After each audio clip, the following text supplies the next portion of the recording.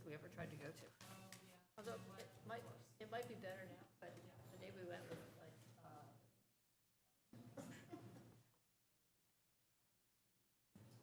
all right, are we ready?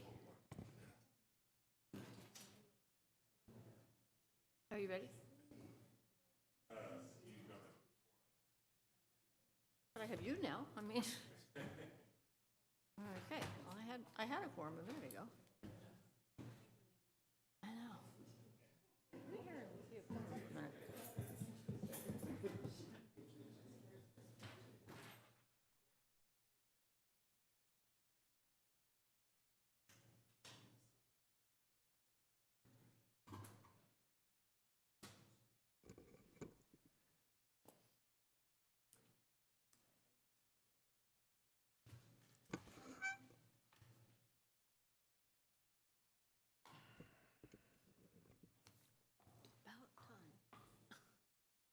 You guys are going through that like, you guys must like that. What's that? You must like that. I mean, it looks really good. I just didn't want any, but everybody's scarfing it down. Okay. I know. Okay, we ready? Okay. Jeff, are you ready now?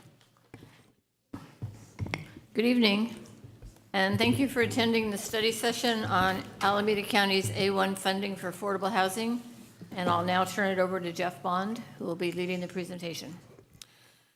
Good evening, Mayor and Council members. The purpose of this study session is to provide you an overview of the implementation of the Alameda County Measure A1 funding for development of affordable housing and to get from you this evening some preliminary direction for next steps. To refresh your memory, in November of 2016, Alameda County voters approved a countywide bond measure that authorizes $580 million of general obligation bonds to create and preserve affordable housing throughout the county. The main focus of Measure A1 is the creation of a new rental housing development program. The county is in the process now of finalizing the preparation of various implementation policies associated with the bond measure. A total of approximately $425 million has been allocated to a combination of a base allocation pool, which allocates funds to each individual city in the county, and 4 regional pools. The funding of both of these pools, both the base allocation and the regional pools, is controlled and administered by Alameda County, and all the projects, whether they're for the individual city allocations or the regional allocation, must meet county requirements. The allocation for the city of Albany is a little over $2.5 million, and for the North County Regional Pool, it is $89 million, a little over $89 million. The 4 cities in the North County Pool include Albany, Berkeley, Emeryville, and Oakland. If any city were not to have a development project that meets the criteria within the time frame, which is currently proposed for 3 years, a city's base allocation would then go into the regional pool, and other nearby cities would be able to apply for funds. The county is seeking to use Measure A1 to have an impact on the most vulnerable population in the county and to have an impact in the near term. Thank you. Thus, the focus of the implementation of the program is on spending on the bond proceeds as quickly as possible, and bottom line, it has the effect of supporting projects that are now in the planning and design phase and they're best positioned to be the most successful, in a sense, shovel-ready projects. The criteria currently under preparation by the county is on the screen. As you can see, 20% of the units are intended for households with incomes less than 20% of median. Projects are intended to be affordable for long term, 55 years. Some form of city financial match is required. This can be in the form of hard cash or land donation or reduction in fees, but some element of city contribution. As I mentioned, this county's goal is that these funds be expended and the housing be developed to serve the community as quickly as possible. So they're proposing that projects be submitted that are expected to start within 3 years. They're also seeking to use county funds to leverage other state and federal funds. So the concept is that for most projects, the county would fund no more than 25% of the project costs. And then they also want to see information on the funding for operations and services to serve the residents once the projects are completed. The challenge for us here in Albany is that we don't have any active multifamily housing development projects in the pipeline, any of these shovel-ready projects. We have in the past couple of years had some inquiries about potential project, relatively small project on the northwest corner of Portland and Keynes.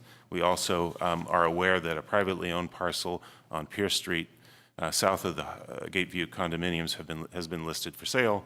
And we've had inquiries from representatives of both those property owners or potential buyers about development opportunities there. Both of these projects are privately owned, so the timing of the development is out of the city's hands. And our general impression is that the developers of the property, if and when these are developed, would be interested in market rate housing. Although these projects will be required to comply with the city's inclusionary housing requirements if they are owner-occupied housing. So if it's an owner-occupied project, there would be, if it's 7 or more units, there would be an affordable housing unit at least. The other possible site that is not yet by any means gone through a community vetting process, but a potential site that is city-owned, is at the corner of Cleveland and Washington. This is an aerial view. This is near the railroad tracks and freeway, Interstate 80. It is also part of the parcel that the city acquired for the creation of Pierce Street Park. The first phase of Pierce Street Park, as you well know, is now under construction. So it's theoretically possible that the lower corner, kind of the bottom right-hand corner there near the intersection of Washington and Cleveland, that's shown vacant in this image, could be available for a housing development site. It's a relatively small site by housing development standards. It also is relatively complex due to the freeway and the railroad tracks that create both air quality and noise issues for residents. I also should point out that I would expect that people who live in the neighborhood would like to see this area preserved for future phases of a Pierce Street Park expansion. And it also has been identified in various transportation plans as a potential route through, for a bicycle and pedestrian route from Pierce Street heading south towards Cleveland and ultimately connecting to the Bay Trail. So that the bottom line is that we really need to go through a planning process to vet all these alternatives and make sure we understand all the issues. As an alternative to having the city do a project here in Albany, we've been approached by Berkeley Food and Housing Project and Bridge Housing Corporation about having the city contribute to a project located in downtown Berkeley. It is a project that would be able to serve the Albany community. It would include affordable housing, apartments, permanent supportive housing units, temporary shelter beds, homeless services, and it would also include one level of public parking, which is what it is today. It's a public parking lot on Berkeley Way in downtown Berkeley. As you know, Berkeley Food and Housing has been providing services to the city for several years now. Bridge Housing Corporation is a San Francisco-based nonprofit, and BFHP and Bridge have been working together as a partnership on this site since 2013. I think that timeframe gives you an idea of how long it takes to pull together projects like this. Affordable housing projects can be particularly complex to design and to fund. And so it's not unusual that something takes 3, 4 or more years. So again, our request this evening is to answer your questions, get some feedback from you. This evening we have representatives from Bridge and BFHP who would like to give you a little bit more information about what they're working on in Berkeley. So if I could turn it over to them, we can then collectively answer your question, unless you have any particular questions for me right off the bat before they get started. Just one real quick. You mentioned that if one were to do housing in this site here, Cleveland and Washington, that there are concerns which I understand, air quality and noise concerns, that would have to be mitigated. What did you mean by the mitigations exactly? It sometimes is a little bit more complex construction where there would be more sophisticated air filtering systems and ventilation systems, thicker windows, that type of thing, or Okay. just in the design to kind of protect try to get the airflow away from bedroom windows in particular. Okay, that makes sense. Thank you. Also, regarding that site, that site was rejected by the city for the Public Works building because of the expense of the grading issues. And I would presume grading for housing would be not so dissimilar. Well, it would be a little different because we needed a yard, an area for the trucks to be able to come in and maneuver. So I think it's still expensive, but a residential project could be terraced a little bit up the hill, whereas we couldn't really terrace a For the public industrial works. structure for Okay. essentially as an industrial structure for our. But there is quite a bit of slope there. There is some slope there, absolutely. Yeah. Okay. So turning it back over to.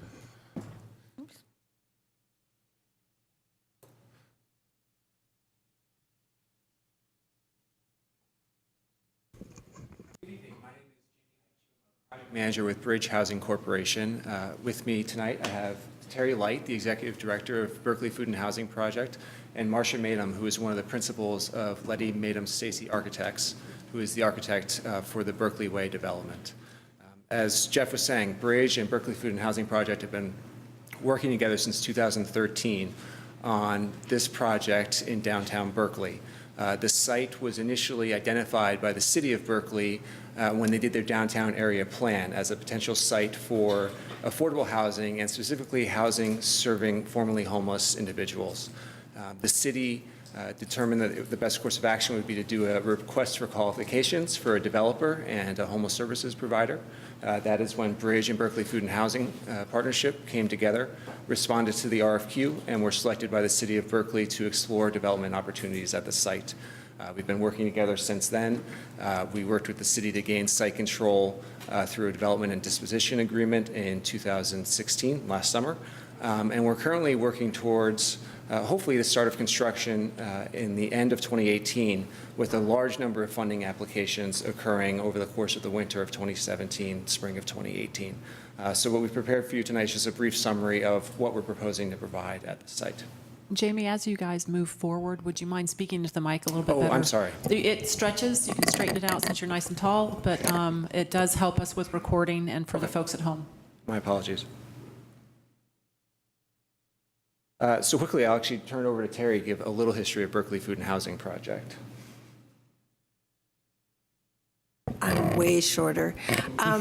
So thank you for having us here. I've met some of you many times before because of our work with the City of Albany, but just for those in the audience, now that I hear at home, that Berkeley Food and Housing Project has been working in Berkeley and North County since 1970, helping people that are homeless. We started as a homeless meal program, then began shelter operations and permanent supportive housing, and most recently with the City of Berkeley, and now in partnership with the City of Albany and Emeryville, are launching the North County Coordinated Entry Hub.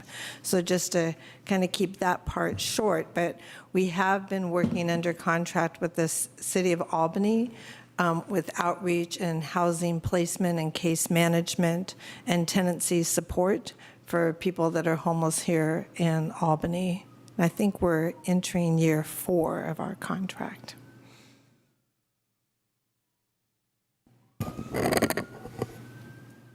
And just quickly about Bridge. Bridge was founded in 1983. Our mission is to deliver affordable housing. We develop, own, and manage. A very high percentage of what we develop, we own and manage ourselves. Started in the San Francisco Bay Area, have since expanded to Southern California, and then recently into the Pacific Northwest as well, specifically in the Portland and Seattle areas. The project site. So as we discussed, this is right in downtown Berkeley. The downtown Berkeley BART station, sorry, I'll stay close to the mic, It's just about a little less than a quarter of a mile from our site. This site, as I said, was designated in the downtown area plan as a site for affordable housing. It is zoned to be a little bit higher than the areas to the north and a little bit lower to the areas to the south, which is really the downtown core of Berkeley. This slide is a rendering of the project. I'm going to use this as an opportunity for Marcia to introduce LMS, who has an incredible amount of experience building for affordable housing populations and specifically formerly homeless populations. Thanks. Good evening. If you want to move around, we have a portable mic as well. Okay, I think, is this good distance for me? Great. I'll keep my comments brief, but we're also very pleased to be here this evening and welcome this opportunity to introduce ourselves and our firm, Letty Madam Stacy, to you. As Jamie said, we've had a long working relationship with Bridge over the years and have really enjoyed working with Berkeley Food and Housing on this project. This rendering is just a beginning design sketch of the building, and we're going to be bringing our expertise in affordable housing as well as supportive housing. We've done a couple of projects in the city of San Francisco, some early projects bringing on-site support services and housing for the formerly homeless together into a new facility. We recently completed the Renee Kazanov apartments and support services in the new Transbay neighborhood in San Francisco with Bridge. And we also have a project in Oakland at Merritt Crossing, which is housing for seniors, but also at risk of homelessness and also with HIV/AIDS issues. So we have a lot of experience in bringing these facilities and communities together, both with affordable housing and support services and permanent housing for the formerly homeless. And in this case, we're also bringing in veterans accommodations and also the services that Berkeley Food and Housing brings to this community. So I'm happy to answer any questions you have about our experience, but I think it's probably more important to get into the meat of the matter with the plans so you can understand how these two different components, the affordable housing and Berkeley Food and Housing, are coming together at this site. You want me to do? You can do that. Walk through it together. Just to give you a sense of what we're trying to provide at Berkeley Whitehall, this is being developed as one development project. We are trying to achieve multiple public goods here. So we have 89 units of tax credit affordable housing, and that would be developed, owned, and operated by Bridge on this portion of the site. And that would be a mix, and we'll get into the exact details, of studios, 1 bedrooms, and 2 bedrooms. On the left portion of the screen, you're seeing the ground floor of Berkeley Food and Housing Project's part of the development. And there we're providing 53 units of permanently supportive housing for formerly homeless individuals. So not only is this affordable housing, but as part of the programming, there's going to be services provided in the building so that people are getting their housing and their services in one location. In addition to the permanently supportive housing, we are going to be essentially transferring existing programming that Berkeley Food and Housing Project already runs. That is 32 shelter beds that Berkeley Food and Housing Project currently runs in the Veterans Building in downtown Berkeley.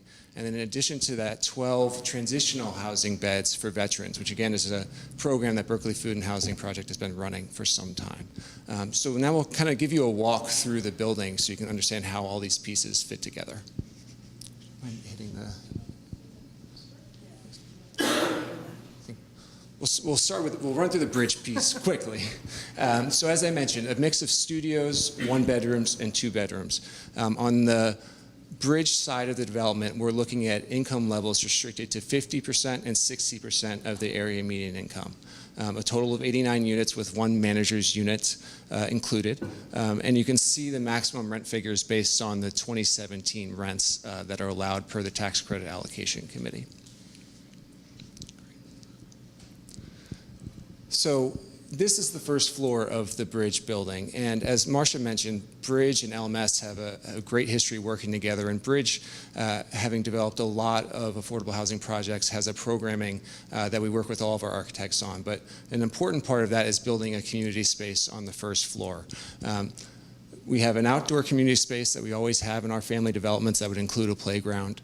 We have a community space interior over here, which we use for community events, for social service delivery, and always includes a community kitchen there as well. And then our on-site manager has a suite. Most of our developments have one unit for manager, and then there's also a full-time maintenance person, and then part-time janitorial services as well. In this particular development, we're providing 4 units on the first floor that would face our rear courtyard. The upper floors of the building will all be the same. They stack quite efficiently, and LMS has this incredible ability to develop beautiful buildings that are very efficient to build, which is important in all development, but particularly in affordable housing where public sources are so scarce. So just to give you a sense of what a typical one-bedroom unit would look like in the Bridge building, full kitchens, full baths, again, efficient to operate, but still very high-quality product. And now Terry can walk you through what we're providing in the Berkeley Food and Housing project part of the building. Let me see if I can figure out how to use this microphone. That'll be easy. Signal me, Terry. Huh? Signal me and I'll... Okay, thank you. So our building is very complex in that we were trying to meet all the needs that we could figure out from our experience with people that were homeless and what the area needed and the services needed, and try to get it efficiently into one building. I think before I go through all of this, I want to just talk about the relationship with LMS and how we started in the designing of what we needed to do, which was talking about the ambiance that we wanted in this facility, mostly because our biggest goal was having a new men's shelter, and the current shelter that people that are homeless in Berkeley, Albany, and Emeryville would go to that are men is into the basement of the Veterans Memorial Building. And I had been listening to the men that were staying there for many years and the things that they did not like about that facility and what they needed, and the men talking about being, beaten down and feeling bad about themselves and walking into a dank, dark basement, and how was it possible to lift themselves up and aspire to something more. And that's what I said to Marcia. We need to build a building that when people walk in, they will feel lifted up, they'll feel better about themselves, and let's have a space that isn't a dank basement, but something that's aspirational for people. And so as we got started in this, one of the things that happened was a series of meetings with current residents of our men's shelter and veterans housing, and they talked to Marcia's and her architects about, here's the things we want to have in the facilities. So we took in that input as we began the planning. So, because you see the words on the paper, but it isn't so much of the process, and I wanted to talk about the process because I think that's really important. So, what we know as we've helped move people into housing that are chronically homeless and medically fragile and maybe have psychiatric problems is they need people around them. They often don't do well moving into apartments by themselves where they're not in a community. So we wanted to develop a building where there was a lot of life and a lot of activity and services on site that were easy for people to get to. So on the first floor of our building, we have a reception area that's all glass. Like people walk in, it's open, it's light, and there's a reception area where people get greeted. And on the first floor of the building, we plan to have our community kitchen, which will serve a couple of purposes. It'll provide daytime meals for people that are getting services now in several locations, be in one place so that there's an efficient use of a kitchen that we all can use.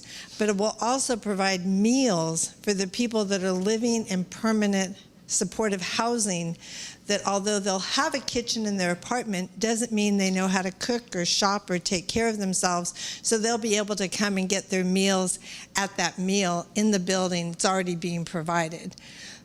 We'll have services offices. There's going to be a medical suite. I don't know if people here know Lifelong Medical Services. They'll be providing medical care in the building to all the residents of the building, from shelter, transitional housing, and permanent supportive housing. That's part of what they'll be doing there. And service staff will be on the first floor as well. And 24-hour staffing at the front desk. That's the other thing. So there'll always be someone awake, someone there greeting people and being aware of what's happening in the building. And then a really nice outdoor courtyard in the back. Shall I continue on the other floors? Sure.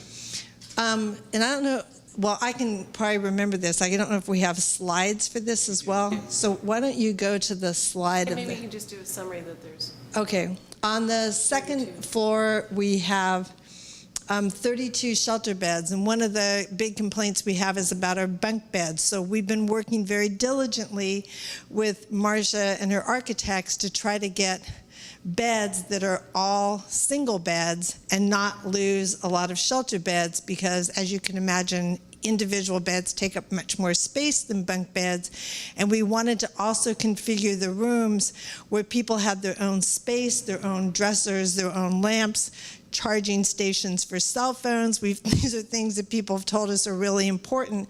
So we've tried to make a space where people can have showers and laundry and their own space, and that would be warm and welcoming, because we know that a lot of people will not come in from outside to shelters because they don't want to be in a big space with a lot of people and not feel like they have any privacy. So the way we've designed this is everyone has a little bit of separation, and there's no huge spaces for people to feel swallowed up in a room.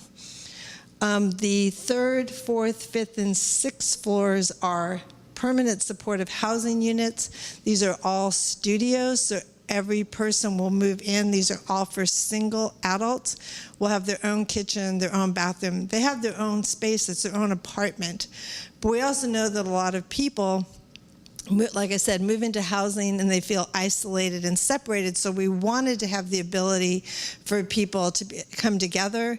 And Berkeley Mental Health will be providing mental health care in the building. So we have rooms for group therapy and group support. And those are kind of filtered through the floors. There's meeting spaces for case managers and for the mental health team.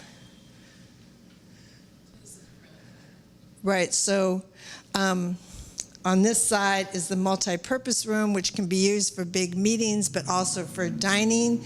And we took in a lot of feedback from people about how to set up where people go to get their food, and there should be a separate place for coffee. I'm not kidding. We have listened to a lot of feedback from our clients to know what it is that they wanted. And I think up there's the medical offices and staff offices, and then a kitchen with food storage and storage for people's belongings, and then the courtyard in the back that has spaces that are open and spaces that are kind of secluded so people can go and sit and get a little time away. You can see how we crammed a lot into a small space. So this is the second floor, and the upper part is the men's shelter with the 32 beds, staff office, laundry, and along the bottom is the veterans transitional housing. So the veterans currently, and I know at least one person in this room has been into the veterans dormitory, is a really small space where 12 vets are crammed in together in a space feels like about the size of that corner. And we're so delighted to be able to give them a really habitable space so our homeless veterans can live in dignity. There'll be 2 to a room. They have like a little computer workstation, because most of them are working at getting into school or getting employment. They'll have their own kitchen so they can cook in this area, but they could also come downstairs to eat if they don't want to cook. We wanted to leave options for people. And then their own laundry and a staff. There's a full-time case manager who has an office and will be on this floor. And then I think we have replicating floors of permanent supportive housing.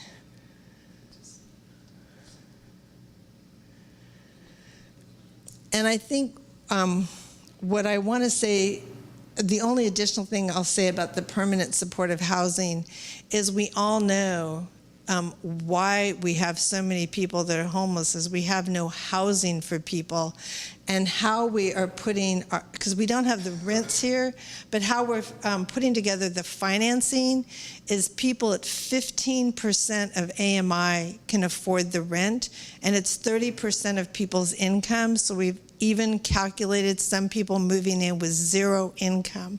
We want people to be able to move directly from outdoors into these units. And these are the first permanent supportive housing units in North County, and I want to say decades. There's been one senior development and one transitional age youth, but for the general adult homeless population, this is the first permanent supportive housing project in a really long time. And we're going to be able to have 53 new units, which is a big plus for this community in North County.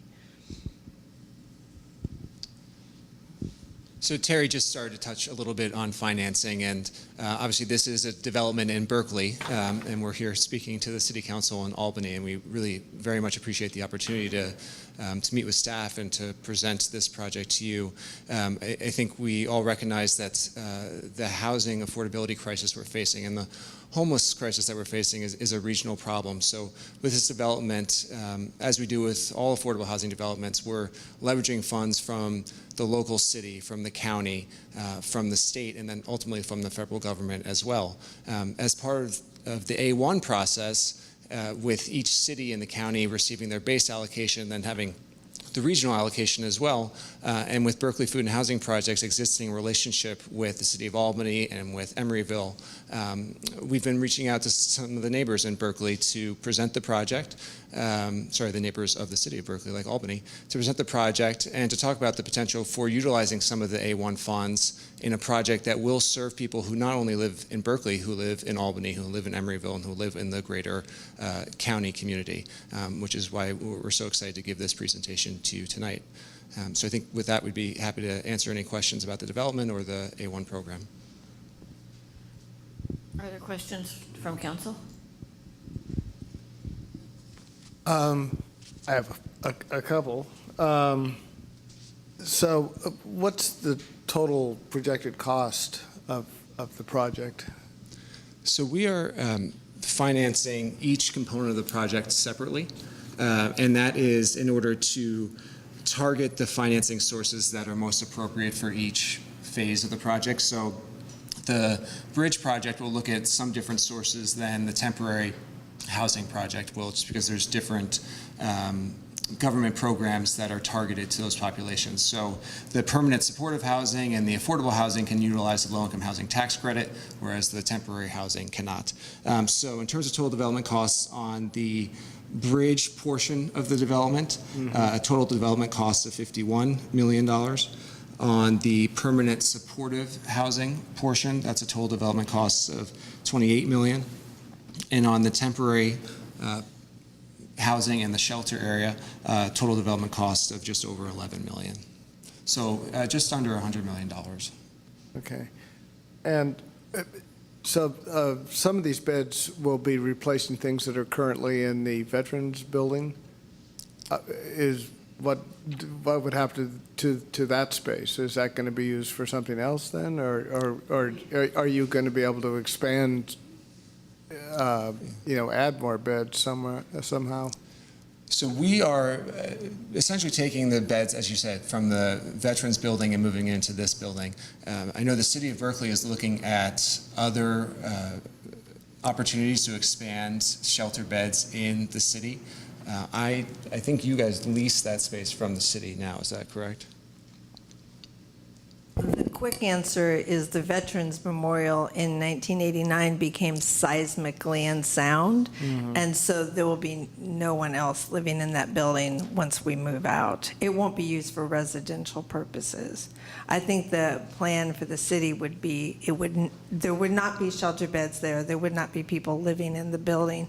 The idea is to move the beds that are currently in use to this new, safe, nicer facility. And the city of Berkeley is looking at other ideas for expanding its shelter capacity, not necessarily in this facility, but trying some other alternatives. And then one other question I'll let my fellow council members ask. What percentage of the target population might all this be able to serve in Berkeley or Berkeley, Albany? Any guesses to that?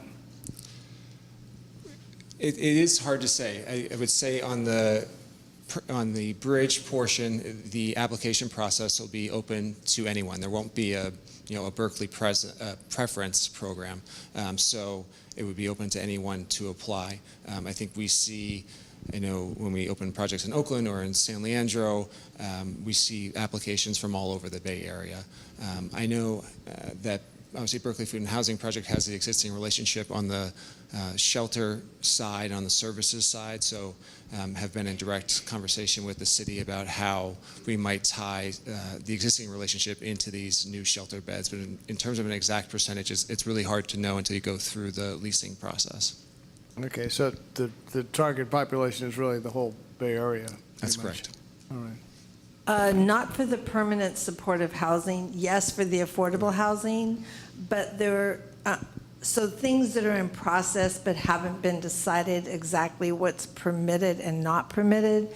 But there is in conversation about preference for North County chronically homeless to move into this building. I think that it's different. With affordable housing, it has to be wide open. We think it's probably not true because it will be people coming through the major county registry, and already there can be a geographical preference for people from that area to move in to permanent housing. So the goal for this building on the 53 permanent supportive housing units is it would move people that are high need, chronically homeless from North County into that building. And when you ask what proportion how would that begin to solve the problem? So the latest homeless count, I'm just going to ballpark, North County was about 1,000 people, and our chronically homeless percentage is about 60%, so that's about 600 people. We're wanting to take the highest percentage, which is somewhere about 20%. Those are the people we're prioritizing to move in. So we're not at that with 53 units, but we're close. And hopefully with this pot of money that comes after the base allocation, communities will be building more permanent supportive housing sort of regionally across the county and solving more of that need. I guess I'm one of those people that knows that it's probably unlikely to solve a problem with one project, but that we're going to make a dent in it. And 53 units is a big dent, I think, for North County. Okay, thank you. Other questions? I have kind of a similar, and maybe it's kind of a follow-up question, which is, we look at the RHNA for regular housing, just housing overall, and I'm curious if anyone has tried to quantify kind of a fair share for different cities and different entities to do various kinds of affordable housing and homeless support. Mm-hmm. Is there anything of that kind? Or is it in the works? Actually, the interesting part of the A1 program is that 20% of the A1 funds need to be used for housing restricted to people earning less than 20% of the area median income.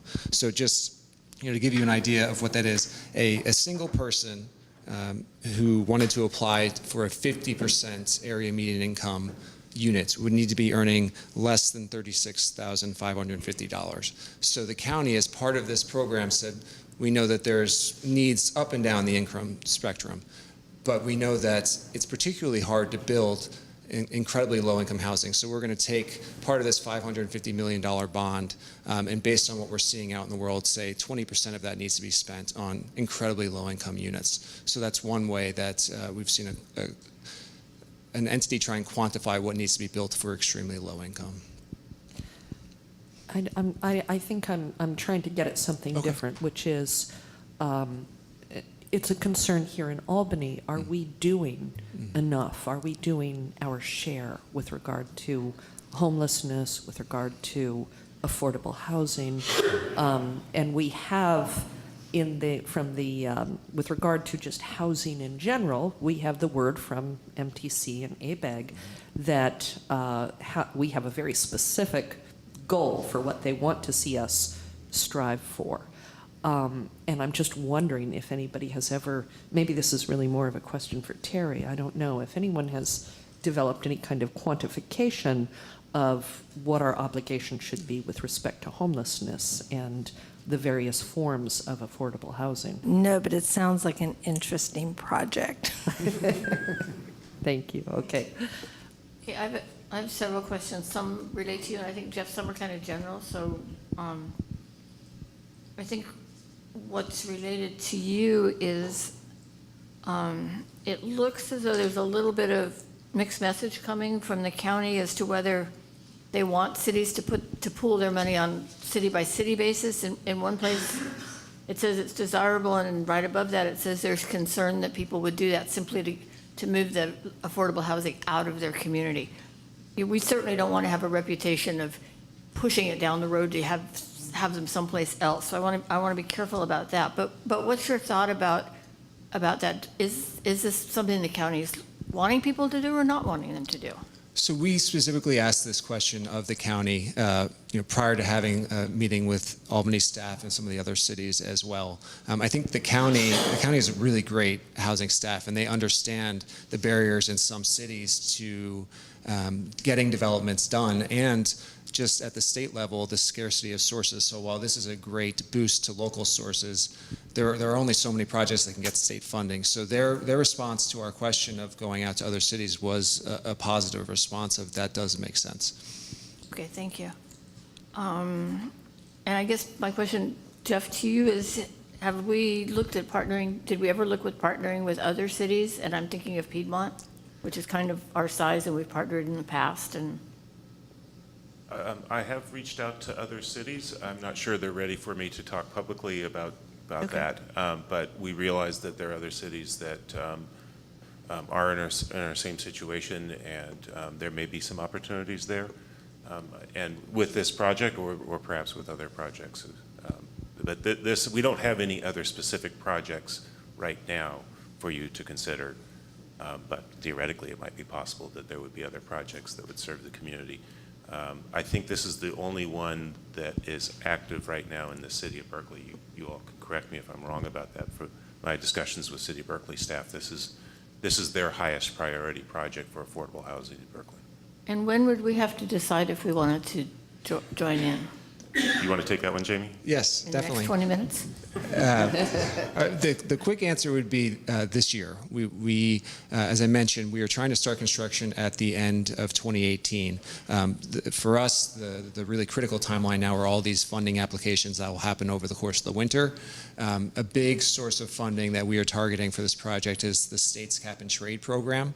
And a lot of state programs now have determined, obviously people want to see their money used as quickly as possible. So they want to be some of the last dollars in the door. So part of our mission is to go out and get all of the local subsidy lined up so that then when we apply to the cap and trade program, we have that demonstrated as part of the readiness required. So as of right now, we hear from the state that the application deadline for cap and trade program will be January 15th, which means we would need to really have all of our local commitments lined up by December. Okay, thank you. Could I have a follow-up Sure. on that? What happens if we commit our share, the 2.59 million, to this, but then you don't get some other source of funding? I mean, then it automatically go into the regional amount? That's right. The way the county is setting this up, there are 3 years for the cities to present projects for their base allocation, and then I think 3 years to start construction. So if we were to do nothing, that would, or if this project were not to go forward, yes, it would just go back into the regional pool.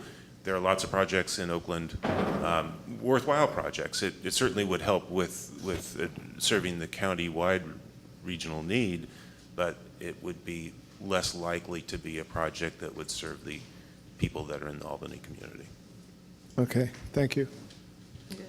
I have another question, but it's kind of a question for Craig, so I'll defer to Nick if he's got Sure. questions.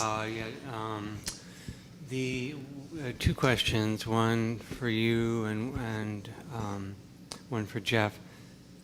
What's the source of ongoing funding for, once the project is going, ongoing funding for the clinic and the other services that are being provided in the building? I can talk into the mic. That's a great question. So lifelong medical care that will be providing it bills Medi-Cal. So the operating cost of the building will be ours, but the actual services at the clinic will be lifelong, and there won't be any charge to us for those services. They already do clinics in our permanent supportive housing, Russell Street, and at our Dwight Way Women's Shelter at no charge to the agency. As far as the shelter, transitional housing staff, meal program staff, those are all programs we already operate, already have service contracts to provide those services, are built into current operating costs. The permanent supportive housing, if you ask anything really complicated, I have Scott Falcone, our consultant here, but the idea is to build, I think it's an operating reserve. Oh, I got it finally. Operating reserve to help pay for the extra costs because the rents will not cover the cost of operating because the rents will be so low. But medical services by Lifelong would be covered by them. Mental health services by Berkeley Mental Health are covered through their own funding. So, and they would continue no matter what. And just one more item on that point. We are in conversation with the Berkeley Housing Authority as well about getting an allocation of project-based vouchers for both the permanent supportive and the bridge development as well. That's an incredibly powerful financing tool because it helps raise more debt for capital costs and then has the operating subsidy that comes with it as well. Okay, thank you. And then for Jeff, I don't mean for this to be a comment about discouraging us in any way from participating in this project, but is there, and I think the answer for this is no, but is there any way of using any of this funding for services? For example, we have a resource center that's starting up here in Albany. Could we use any of this money for that project, or is the money strictly for building housing? You're correct. It's strictly for building affordable housing. Okay. All right. Thank you. That's it. Okay, I have one last question for Jeff, and that's about the Washington-Cleveland site. I think it's time we start really thinking about that, and it may not work in the next 3 years, but I'd like to see us at least begin the process, and so to make it into a question, how do we start the process?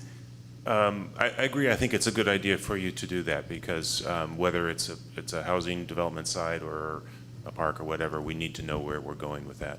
I would suggest that you let us kind of mold that over a little bit, and perhaps at a future meeting we can report back to you with a recommendation about how to engage the community and your boards and committees and so forth to map out a process that gets us to at least a general answer to the question of what direction we're going with that property. That's what I had in mind. Thank you. Well, I'll ask my question. Wait, even do you want to though- wait? And Oh, sure. No, I'm You're done, but I was thinking when. let Okay, the after public and then the you can ask. public, yeah, Okay. that's a good idea. Is there any public comment on this? Come on up. Come on up.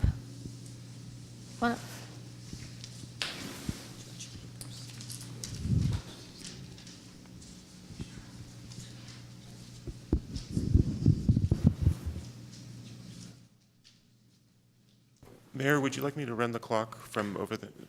Yeah, let's go 3 minutes. You think Thank you. 3? We have 15 minutes. We only have 3 speakers. We're going to go 2 minutes, sorry. 2 minutes, okay. Bart Grossman, Chair of Social Economic Justice, and I should say, in full disclosure, that I was at one time a member of the board of Berkeley Food and Housing Project. Comparing this project with anything that might be built with the amount of money that's available in Albany, it seems to me pretty clear that what we could buy for homeless people in terms of services, in terms of a good place to live, in terms of permanence, far exceeds anything that we would be likely to produce. Also, given the connection that's developed between Albany and Berkeley Food and Housing Project in relation to the hub, there's a sort of a direct connection with homeless people from this community with that agency, and then being the direct connection to housing, it all fits together very well. So my suggestion would be that we might want to move in this direction given what we could offer people as opposed to anything we could produce ourselves. Thank you.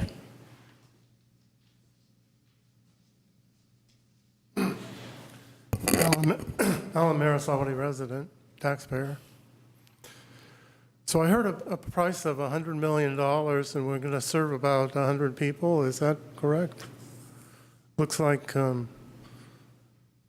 maybe 30 very low income, homeless people in the bunk beds, and then another 60 maybe in their little apartments. That's about $1 million a unit. Is that? Do you want to put the slide up there that shows it was 89 units of affordable, there was 52 of low income, there was Okay. shelter beds, so. I was trying to do a quick count, but I Sure. probably missed it. We'll keep that slide up there for reference. Sorry, this is just one part of it, Oh. and then there's an additional slide that. So that's maybe 90 or 80 or 89 90, units. 89? And then the others? And this is the Oh, okay. 53 So that's about units. another 60, it's about 150, you're right. Yep. That's still a pretty high cost. That's about $700,000 a unit, $800,000 a unit. I'm also concerned, if we're serving 150 people and we have 1,000 who qualify, I think it's actually a little higher than that. We're still going to have a lot of people on the street, and even with this, if people have really no income, maybe they have SSI, Social Security support is maybe $800 a month. I think we're still going to have a lot of people living on the streets, and I hope Albany would look at some very small shelters, something that the people felt independent, but they were also not quite as expensive as $700,000 a unit. At that site, hopefully at the site, sorry. You have more time. Yeah, you have more another time. 24 seconds. Sorry, I lost it. And we started addressing the needs of the people who are living on our streets, particularly on 2nd Street or under the freeway. I don't think this is going to address their needs very well. It'll address a few of them, but not enough. We're still going to see a lot of people on the streets, and I recognize that it's a huge problem, and this is a small effort. But I'm still concerned about those people who are going to be living on the streets. We're going to see a lot of them. Thank you.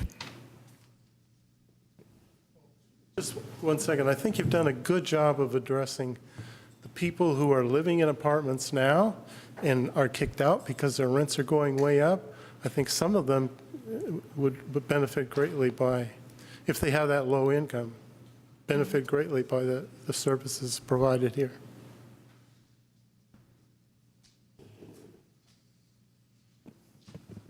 Good evening, Francesco Papalia, Albany resident.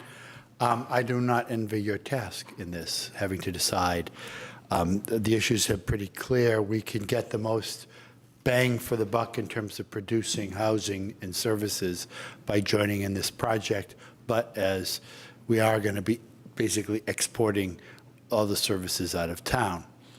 And I'm not sure how you're going to decide that, or how we can, what the city residents want to do, but you know, part of our motto is that we want to encourage and cherish our diversity, and that means diversity in our town, not diversity by saying we have so many beds for the affordability and homeless outside of town.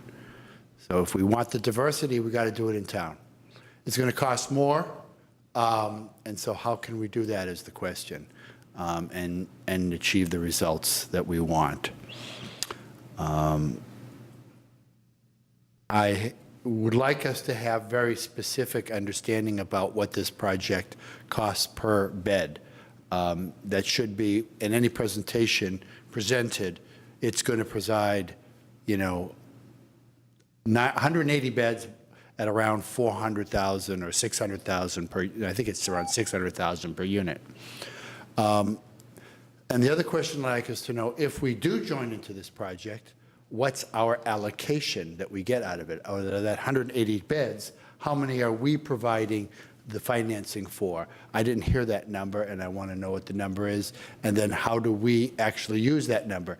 If we need to provide housing for teachers that need that subsidized housing, the Albany teachers, will they be able to access that, or are we just going to be throwing it into the pool?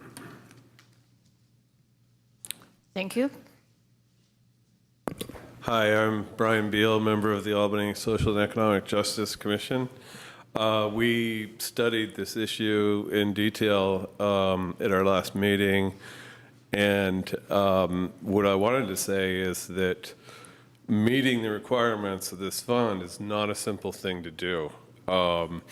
I hear what Alan has said. It sounds like it's a lot of money, but I mean, the reality is it's going to be hard for us to come up with anything in 3 years. And I think this project's actually offering us more than what it sounds like, because in addition to housing, there's a variety of services being offered. And it sounds like they've done a very good job of providing a very good environment. And I also just wanted to comment on the point about the basement kind of effect, that when I was in high school, I lived in basement apartments and remember how depressing it is. So I think this is very important for those people to have. That said, I think you know, as a voter in Albany and a taxpayer, when I voted for this bond, I think there was an implicit assumption in my mind that the money would be spent in Albany. But I think the reality is that's, you know, we got to have a shovel-ready project, and we don't. So I think the best thing for us to do probably would be to go in this direction, but we also have to have other efforts to build some more housing here in Albany. But the funding is probably not going to come from this bond, because it'll be too late by the time we have something. So thank you. Thank you. Are there any other public comment? Seeing none, I'll bring it back to council. You wanted to ask Craig a question? Yeah, this is kind of a question for Craig, more than anyone else, I think. And that is, back when we were working on trying to get everyone living in the encampments on the Bulb to move into housing, one of the great frustrations of that process was that we entered into a we brought these shelters to the waterfront, and we entered into a relationship with Project Dignity, Operation Dignity. And we knew from the very start, I think everyone who was going to the homeless task force meetings knew that the people living in the encampments would not use those shelters and would not avail themselves of the services offered by Operation Dignity. Their representatives were pretty clear with us about that. Now, I wasn't on the council at the time, but the council did it, and I'm assuming it was for legal reasons.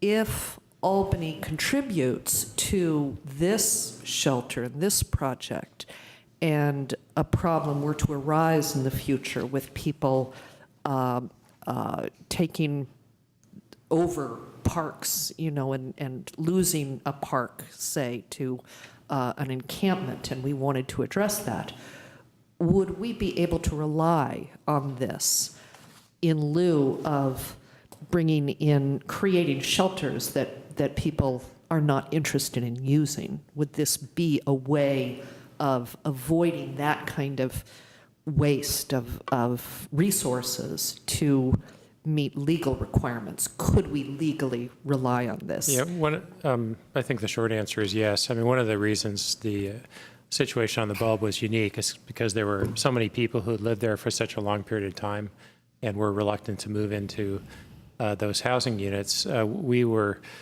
providing them to bolster the city's legal position by showing that beds were available even if people chose not to use them.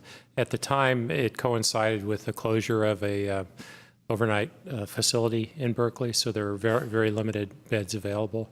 But the short answer is that this type of project would help strengthen the city's position by showing that we are contributing to solutions, that we are helping to make housing available to people who are homeless or formerly homeless.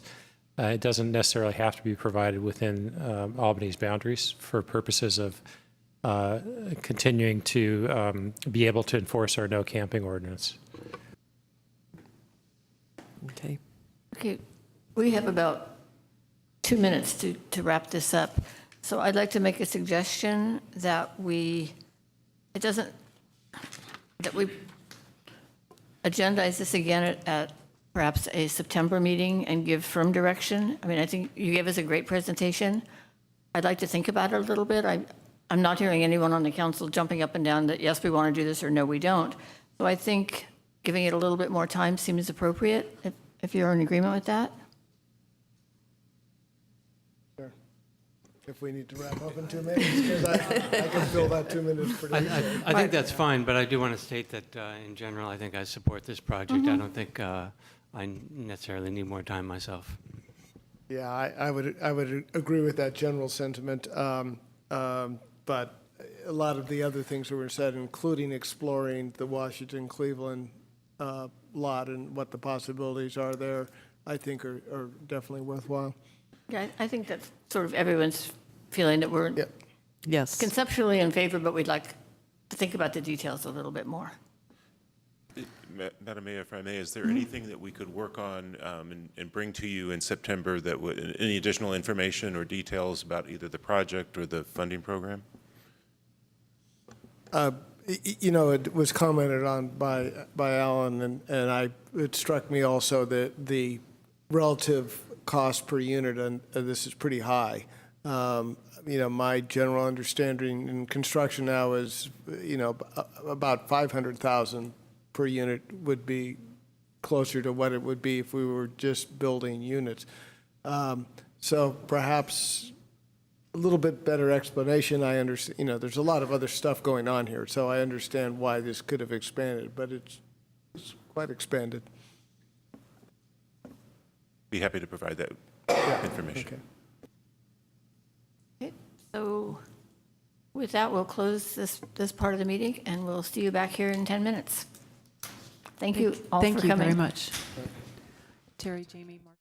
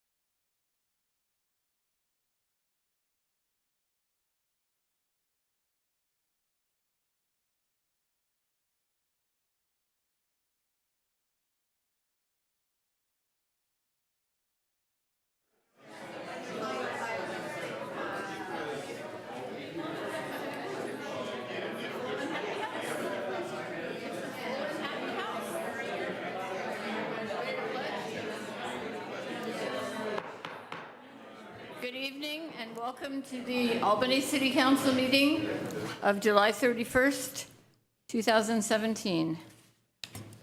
Councilmember Nason will lead us in the Pledge of Allegiance. I pledge allegiance to the flag of the United States of America and to the republic for which it stands, one nation, indivisible, with liberty and justice for all. Thank you. May we have a roll call, please? Councilmember Moss? Here. Councilmember Nason? Here. Councilmember Pilch? Present. I'm sorry, Vice Mayor Pilch? Present. Mayor McQuaid? Here. Before we begin tonight, I'd like to share the following with you, and I'll also be requesting an agenda topic for a future meeting to determine the best procedure for this type of statement, and I'll do that when we get to item 12 on the agenda. Once again, a tweet from Washington has divided our country and sent a message of hate. The Albany City Council wants to reaffirm our statement of inclusivity, and at this time, let our LGBTQ community, especially our transgender community, know that we stand with them. No one is a burden in our society. We appreciate your service in the military, but more importantly, we recognize and welcome you as valued members in our community. Okay, action taken in closed session. Council gave staff direction on how to proceed in the closed session item. Consent calendar. Consent calendar items are considered to be routine by the City Council and will be enacted by one motion. By approval of the consent calendar, the staff recommendations will be adopted unless otherwise modified by the City Council. There will be no separate discussion on these items unless a council member or member of the audience requests removal of the items from the consent calendar. Any council members wish to pull an item? 5-7. And I'm pulling 5-9. Okay, you're first. Okay. What I wanted to ask here, what we received was not a red line. So I'd like to just have someone walk through the changes that were made as a result of the public comment and the council comment, so we can identify those. Do we know?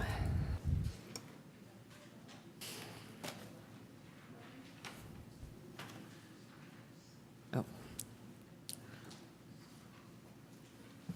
Good evening, Mayor, members of the council. Yes, the red line came out a bit later today. I apologize for not transmitting that to the entire council, but we can have the consultant walk through the changes quickly if that works for the council. There's about 3 pages of change. It's three pages where there are changes. Is there any reason we have to do this today? Is it better to just distribute it and then approve it in September? It'd be or? fine with me if you wanted to pull this item and suggest the council vote on it on a later date. I think that would be more appropriate, actually. Do we have time to do that?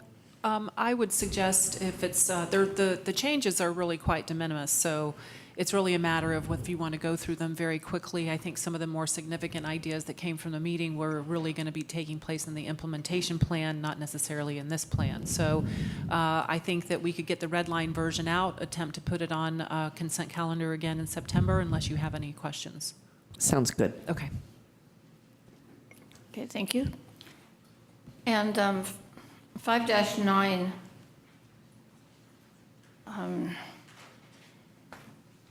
which relates to the complete streets. Oh, wait, I'm on the wrong one again. Anyway, it does relate to complete streets.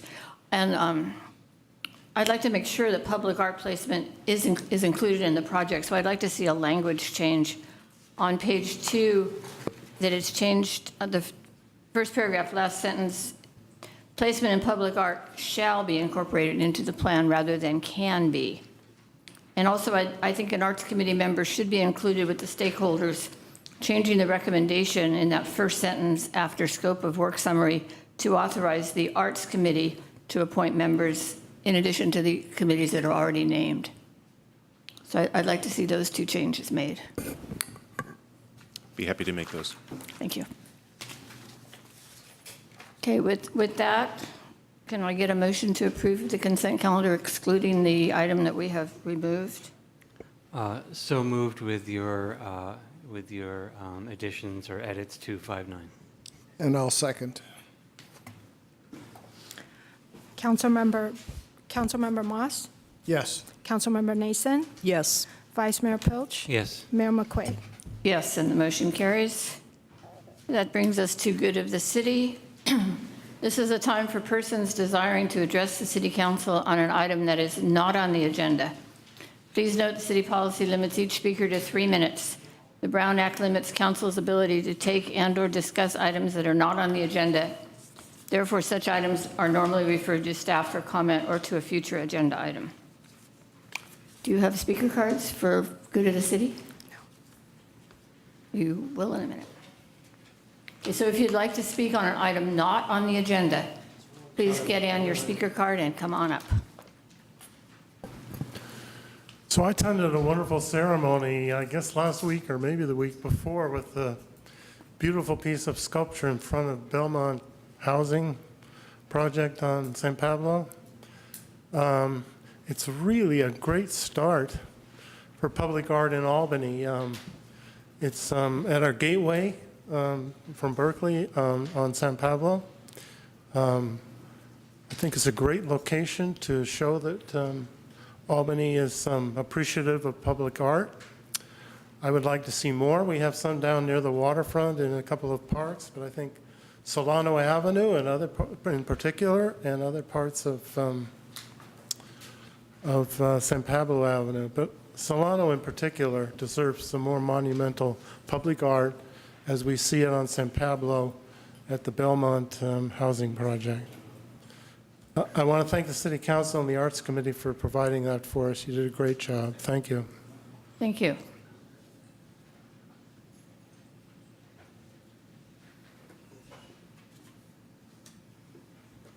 Hi, I'm Brian Beal again. Just a few topics I wanted to bring up. And I'm sorry if this is on the agenda, I didn't see it, but the crossing guard That is issue. on the agenda. It is on the agenda? Okay, I'll wait till then Thank on you. that one. And I just wanted to say, first of all, thank you for having this meeting tonight. I think it's like an extra meeting. Now, do you normally have a third meeting when there's 3 Mondays? No, we did not meet on July 3rd due to the July 4th holiday. Oh, okay, I get it. So it's great to be here again. And one of the things that came up, just kind of a suggestion, that maybe we should have some sister city program in Albany to, help make people feel welcome and everything. And I guess with that, I'll probably talk to you during the crossing guard talk. Okay, thank you. Thank you. Is there anyone else wishing to speak on an item not on the agenda? Seeing no one, we'll move to council member reports on meetings attended and announcements of future meetings, city manager reports and comments. Anything from council? Yes. Oh, sorry. No, go ahead. Okay. So I attended the League of California Cities monthly meeting just a few days ago, I think, where the new marijuana law was discussed and its effect on cities and what cities might want to think about doing. There I learned that El Cerrito voted to lift their ban on marijuana dispensaries. I also participated in the selection process for the data processing and call center providers for the East Bay Community Energy Program. I attended the Waste Management Board meeting as the alternate to Councilmember Moss, and learned a great deal about the bottle bill problems, the fact that we are losing recycling centers very quickly, and we had a discussion of proposals for remedying that situation. Thank you. You've been on vacation. Yeah. And I attended the League of California Cities Crisis Communication Workshop with Assistant City Manager Almaguer, and also the East Bay League East Bay Division meeting with Vice Mayor Pilch. City Manager report? Very briefly, if you haven't made your way down to Cleveland and Washington to see the progress of Pierce Street Park, it's moving along nicely. We've also officially moved into the new Public Works Center. So what we're planning on doing is once Pierce Street Park is completed, we want to have a ribbon cutting where we start out at the Public Works Center and take a tour of the Public Works Center and then take a short little walk to Pierce Street Park and have a double ribbon cutting on that evening. But we will not be meeting in August. We traditionally do not have council meetings in August. Our next meeting will not be until Tuesday, which is a different night of the week, September 5th, as Monday, September 4th is a holiday. So we hope to have some of those dates figured out for the ribbon cutting for both of those new facilities for the city. Thank you. The presentation, Community Resource Center update. May we have a staff report, please? Good evening, Madam Mayor, council members. So tonight you're receiving an update on the Albany Community Resource Center.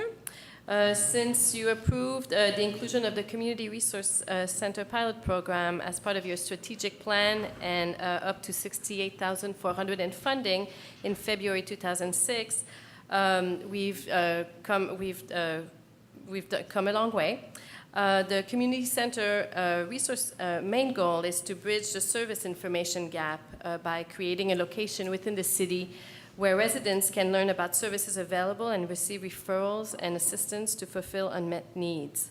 We have now determined that the Community Resource Center will be housed at the Albany United Methodist Church Community Room at 980 Stanage Avenue, and will be open on Wednesdays and Fridays from 10 a.m. to 1 p.m. Where the city is renting the community hall, and which includes a large community room, kitchen, and bathrooms.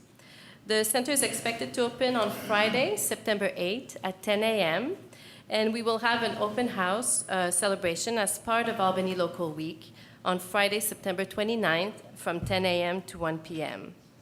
Allison Mertz, who is at the podium over here, is the new part-time Resource Center Director, and she started on June 5th, 2017.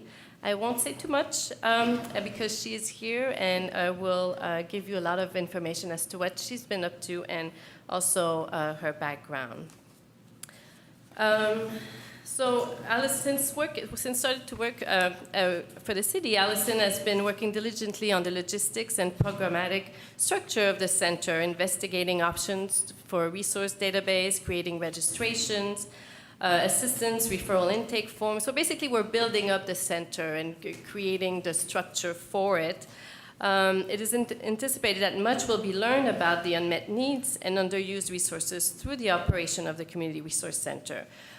So in order to capture that, we will be keeping track of several performance measures, and they're outlined in the staff report. So to name a few, number of unduplicated visitors, number of visits each day, service inquiries, referrals made, follow-ups made, successful linkages to services, unmet needs, etc.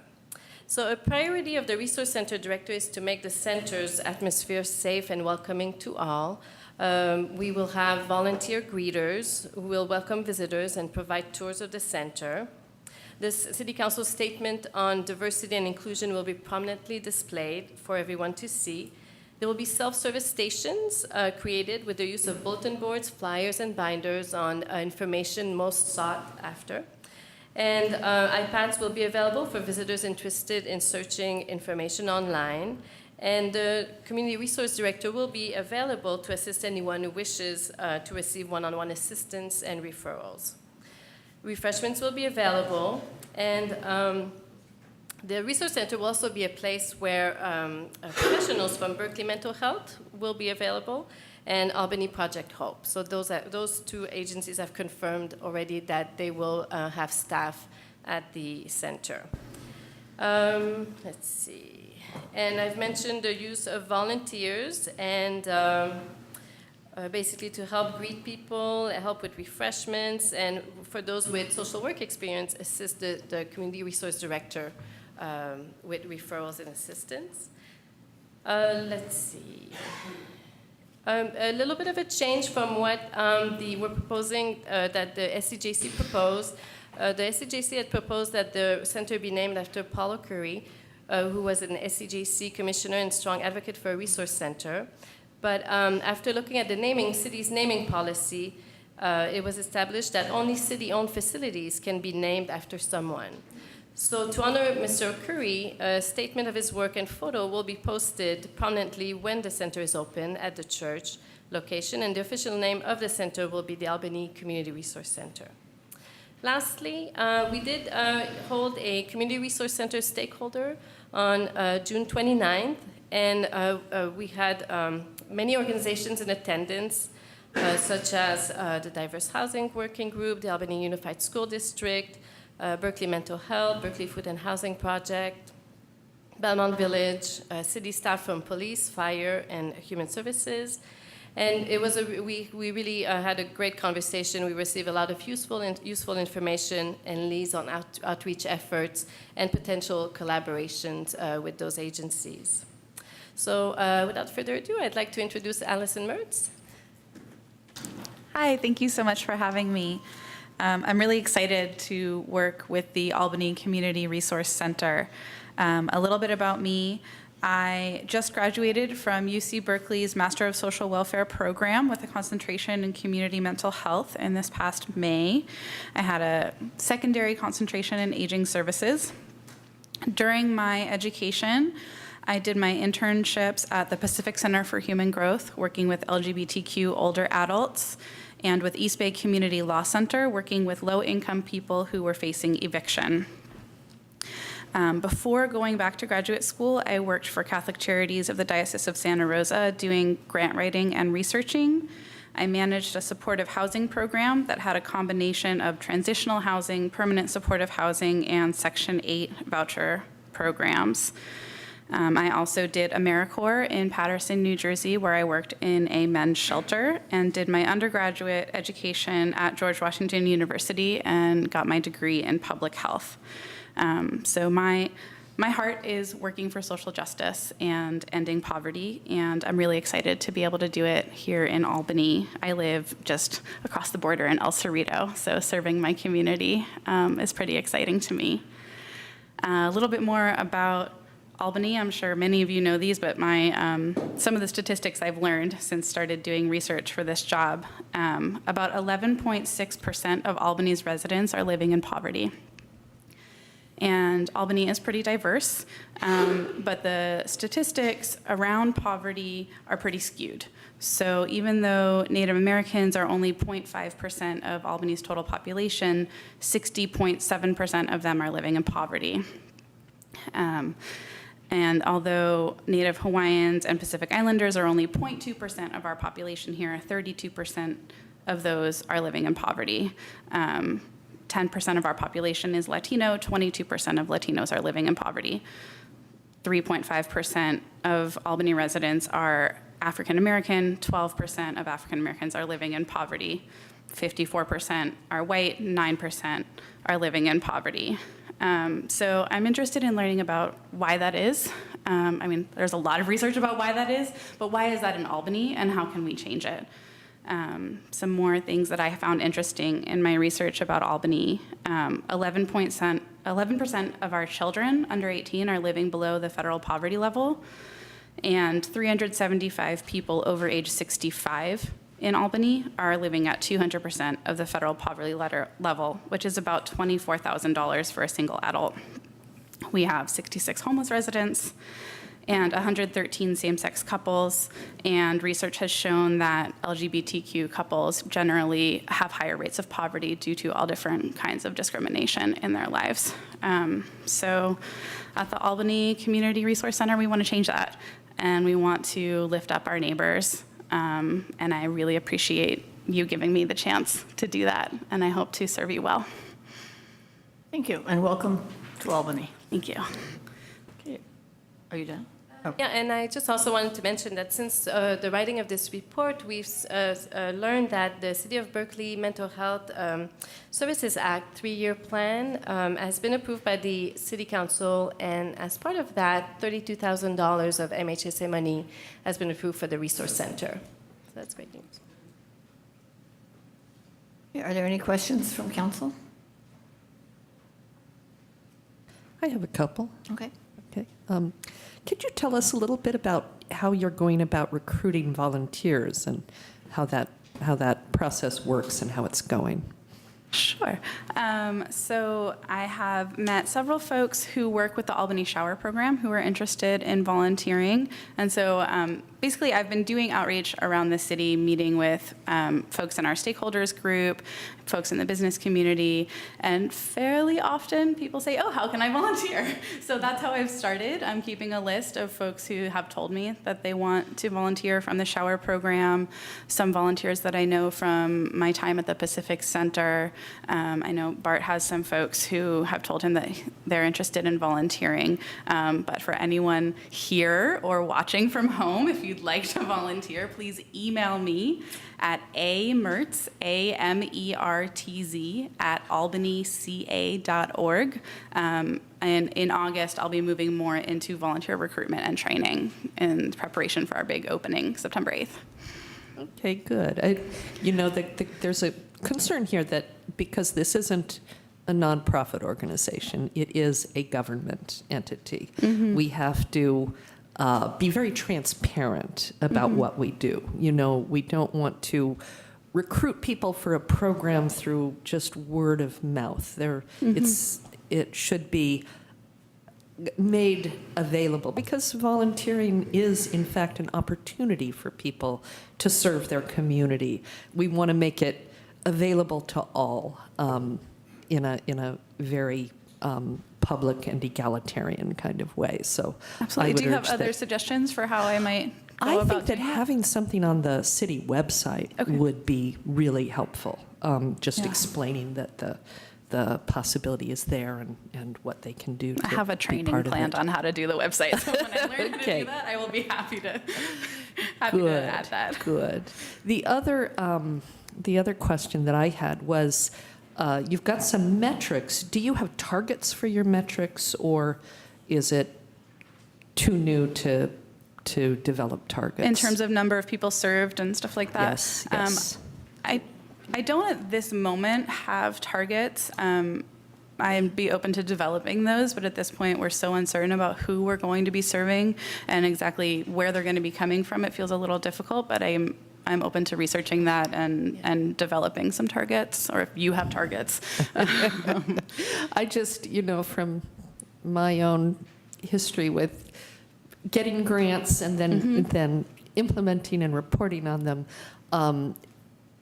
it's very helpful to have kind of an advanced sense of a target to shoot for. Absolutely. It can, when it's all just kind of undefined, it can be less motivational than knowing, we're going to try to hit this number if we possibly can. Thank you. Thank you. Any other comments or questions from council? My only comment is you sound extremely qualified to be doing Thank this. you. And I hope that turns out to be true. And I'm so glad you've taken this position. So good luck with it. Thank you. My other small comment is I'm a little disappointed that Paul Curry's name couldn't be on the project, but perhaps a future housing project that we'll do someday at Washington, Cleveland, perhaps, could have his name on it. So, welcome. Thank you so much. Other comments, questions from council? I'm sorry. Okay, then I'll open it up to public comment. We don't have any speakers, but we have Francesco. Hi, Francesco Papalia. Very excited to hear this. Only concern is that it's not enough time, not enough hours, and that we don't get, that this is just the first step in providing a place that would be more accessible for more people. And to that end, I would request that we get cards printed up that everyone could have and pick up, and that says how to, with hours, location, your name on it. Would like to have a telephone number that a dedicated number for the service, because we don't want to give out your personal number. So it should be one that people could leave messages on. I know this, I have been following this issue around town for 5 to 6 years now, and it's always been painful to see someone in need and wanting to do something and knowing that they needed something help now, and there's nowhere to go. I mean, no direction that I could give them for our city. Now we have a direction that we can give people in need. And so I would like to have a packet of cards that I could be carrying with me at all time, and that we could have it here, and everyone should have one so that they know and how to tell a friend, because there's people who are constantly in need occurring within our spheres that, anyway, that's one thing. And I know from now on, I'm going to be calling that place O'Curry Village. And we may not be a formal name, but it'll be my name for the drop-in center, O'Curry Village. Thank you. Thank you.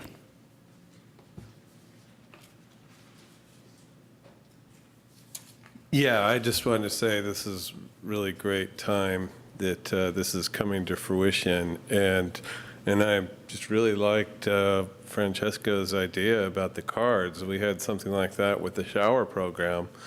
I encounter homeless people every day, like, because I work in Berkeley, not just in Albany. One of the things it's very difficult to talk to these people sometimes because, we feel awkward, or, they may be under the influence of alcohol or drugs or whatever.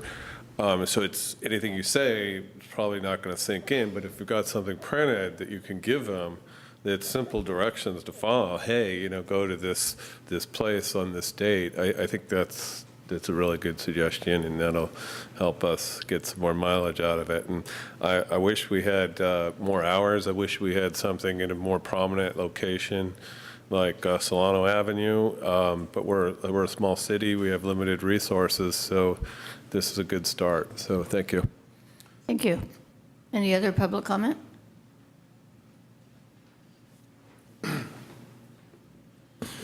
Alan Maris, a member of Albany's Diverse Housing Working Group.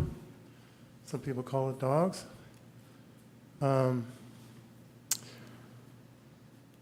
I would like to see some of our affordable housing concepts presented to people in our service center so they could make comments. The people who are going to be using these facilities have an opportunity early to get their evaluation of our concepts, particularly this one, Berkeley Food and Housing.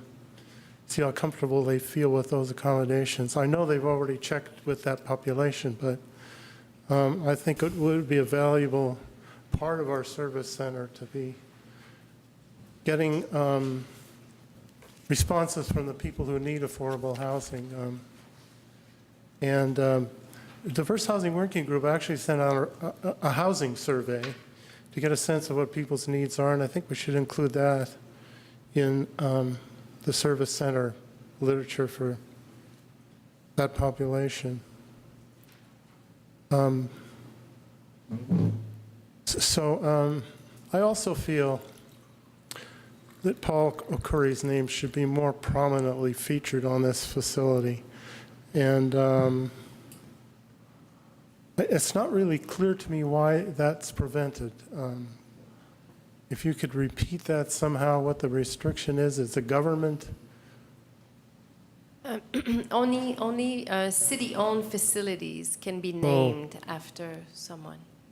So like the parks, we have names on some of the parks, yeah. Yes, and we're renting the church, so it's not a city-owned facility. So possibly we could get the church to dedicate a Paul O'Curry section to their facility. We could talk to them. He's got to be remembered. Thank you. Any other public comment? Bringing it back to council for final comments. I just want to remind people this is a pilot program, and as you talk about expanding the hours and the days and the services, it's the first step. It's just the beginning. It's a pilot program.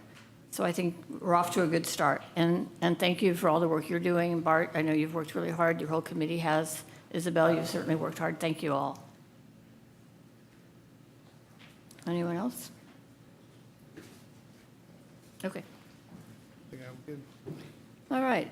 Item 8-2, presentation on changes to elementary school crossing guard program, pilot program. We have Albany Police Chief Mike McQuiston here to give the staff report.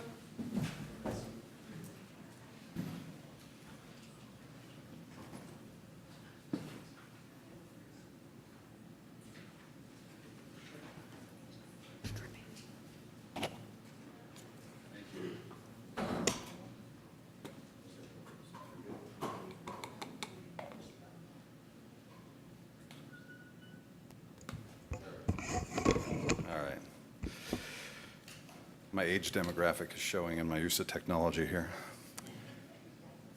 Madam Mayor and members of council, my presentation tonight is intended to provide City Council with information on some pilot changes that are being proposed for the elementary school crossing guard program at the start of the next school year. Throughout the many years that the police department has administered this program, there have periodically been changes. The number of guards, their locations, and the times that they cross children have all changed, sometimes increasing, sometimes decreasing. These changes have been driven by the unique circumstances of the day, such as school site usage, changing bell schedules, changes to summer school schedules or school closures or relocations, as well as labor agreements and changing fiscal conditions with the city. As I'll explain, tonight's changes result from the latter. When making changes, the police department has also attempted to make the program more efficient and less onerous to administer. Administration of the crossing guard program is an ancillary duty performed by a police patrol sergeant. When changes to the program occur, they typically involve police supervisory personnel in communication and coordination with the crossing guards and the affected school sites. The University Village was traditionally responsible for crossing guard services for children in the vicinity of Ocean View School.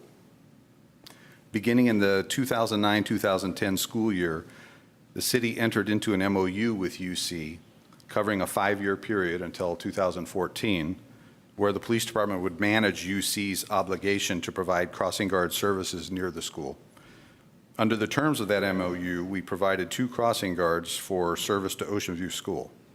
UC paid the direct costs of employing these guards in addition to the costs for the police department to outfit them and equip them and manage the program.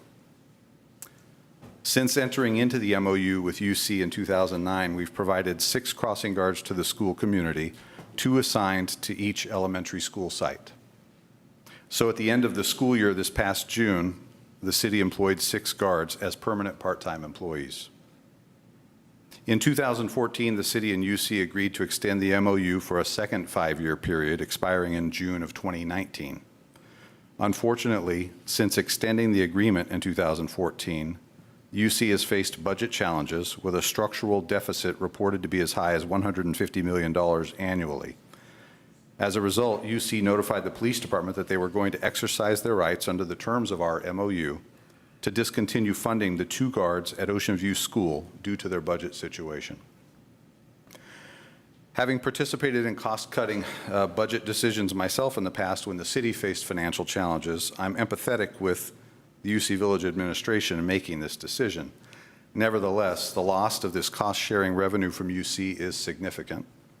For the fiscal year that just ended on June 30th, our crossing guard program costs about $73,000 a year. UC provided about $38,000 in funding last year for the program. In other words, UC was financially obligated to pay for 2 guards, but due to the structure of the MOU, they provided about 54% of the annual crossing guard program budget. Faced with the loss of UC revenue, police staff developed a preliminary staffing plan that would reduce the number of permanent crossing guards from 6 to 3 at the start of the 17-18 school year. This was seen as the best possible course of action to reduce program costs, which are primarily staffing costs, personnel costs, while keeping one guard posted at each of the affected schools in the interest of equity. Given the significance of this proposed change, I presented this information for discussion at the June 12, 2017 2x2x2 meeting.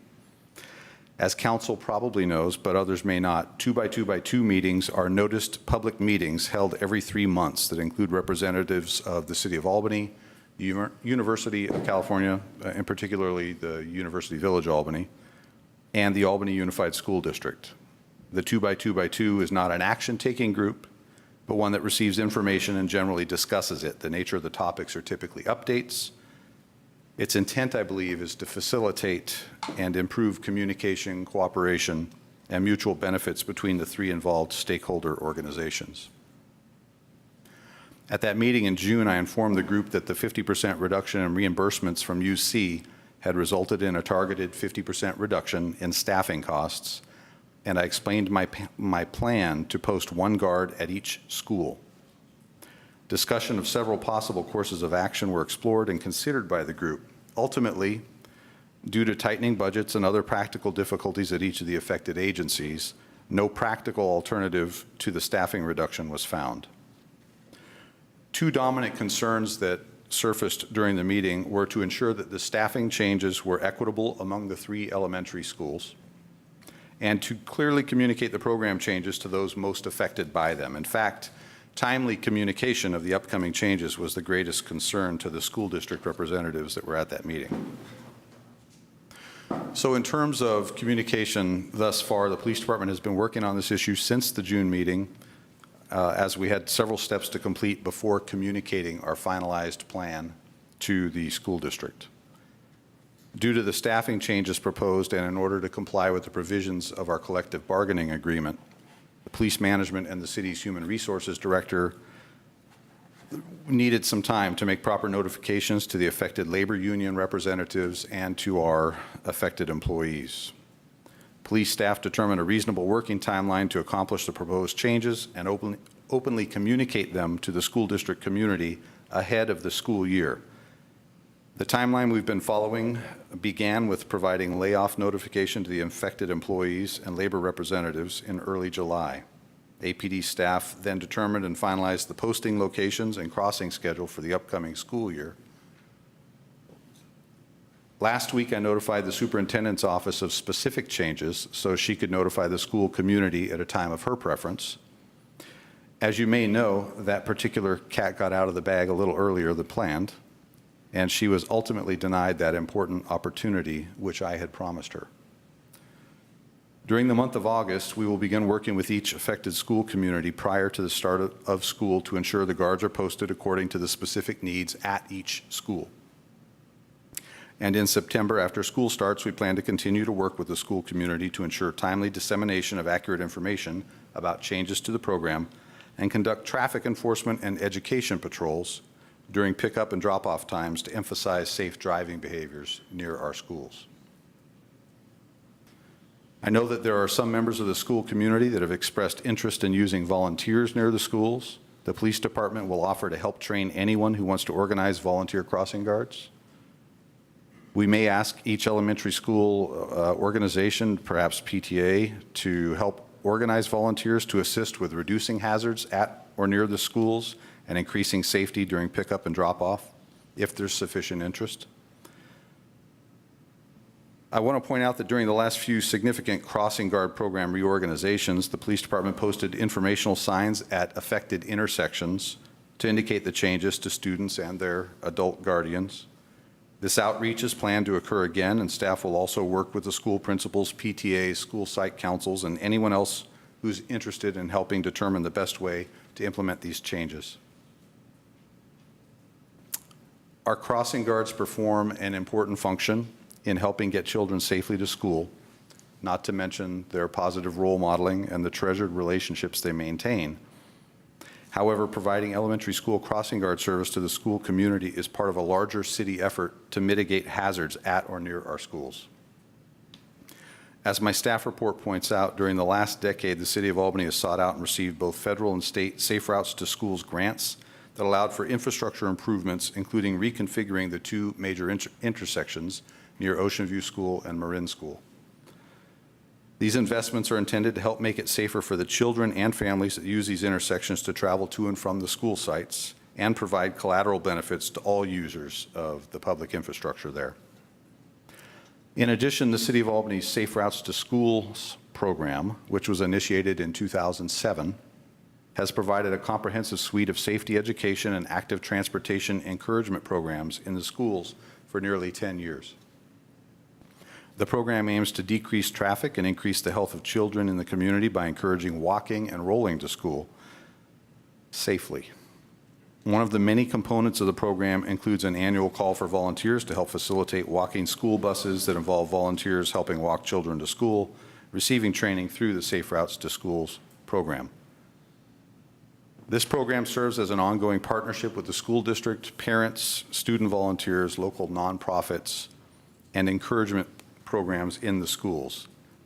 The city's sustainability coordinator, Claire Griffin, is also our Safe Routes to Schools coordinator, and she's here tonight in the event council should have any questions or desire more detailed information about the Safe Routes to Schools program. I've included a summary of City of Albany projects that includes safety education and pedestrian and cyclist improvements at or near Albany schools in the body of my staff report that illustrates a nearly $7 million investment in infrastructure and education over a 10-year period. In terms of analysis of this change, due to the loss of UC funding and the Albany Unified School District's inability to contribute to the revenue shortfall, limited analysis of optional courses of action have been explored, although alternative actions do exist if a suitable funding source is identified. For example, last year I sought an informal quote from a private vendor to provide crossing guard services, but I found that we didn't have the funds budgeted to pursue that course of action any further. There are also other models that could be explored if time and priority were devoted to the effort. In conclusion, our projected UC funding shortfall is about $36,000. Reducing the permanent crossing guard personnel count down from 6 to 3 will reduce our personnel compensation costs by about $36,000 during our current fiscal year. This would leave the city with an annual cost of about $45,000 for this program, which is in the adopted fiscal year 17-18 budget for the police department. The police department recognizes that the issue of making changes to the crossing guard program can be a hot topic in the community, as we've managed these changes administratively many times over the years. My own daughter, when she attended Cornell School, we felt that Rossi was our crossing guard, and there's definitely an emotional component to any changes that are made to these programs. I do want to emphasize that the changes we propose this year should be viewed as pilot or temporary in nature, providing a stopgap response that still has the city police department providing the service to the school community, albeit at a reduced staffing level during the upcoming school year. Of course, we are also going to continue to monitor the change as well as the program in general to determine if further changes are needed. By working with the school community, I believe we can make this change and still maintain our excellent record of safe school crossings. The purpose of the presentation tonight is to give council an opportunity to provide direction or commentary regarding the proposed changes. And with that in mind, I conclude and remind council that Claire Griffin is also here as a resource for any discussion involving safe routes to schools. Okay, I just want to make a couple of comments before we get started. That I want to remind everybody that the city, as the chief said, has not reduced our budget, and that we are providing a free service to the children and the families of Albany, and that we all need to work together to resolve this and not be playing the blame game. And I will continue to work with city staff and with the school district to explore options, including traffic calming and other potential revenue sources. Our goal tonight is not to find the final solution, but rather for council to receive information and then to hear ideas from the community and to give staff direction. Are there any questions from council? Why don't we hear from the public and then No questions? I have questions, but we could open it up first. Well, why don't I ask a few, Why don't you ask your a few questions? questions here? Stay on task. A real basic one. How do our surrounding communities handle these issues? What is it? Is it always the police department that's in charge of this? Is it? Or It's some cities doing it with volunteers? So, yeah, there's a wide variety of structures to these programs. There are different funding scenarios, some where the costs are split between the involved parties. So, for example, a 50-50 cost split with the school district. There are programs that are run exclusively by the school district. There are some that are run by the city, but they're done through, as I mentioned earlier, a contract service. There are some that are funded by the city and run by the school district. And then in terms of the run by the city, there are different models there as well. Some are run out of the police department, some are run out of traffic or community development type departments or public works.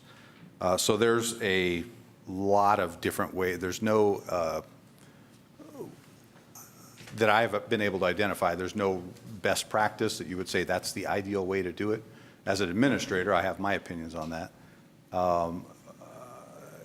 I think what we've been dealing with in my time in the police department is what might be described as a legacy program that is competing for both money and attention as we try to modernize the police department and kind of do other forms of 21st century policing, I guess you would say.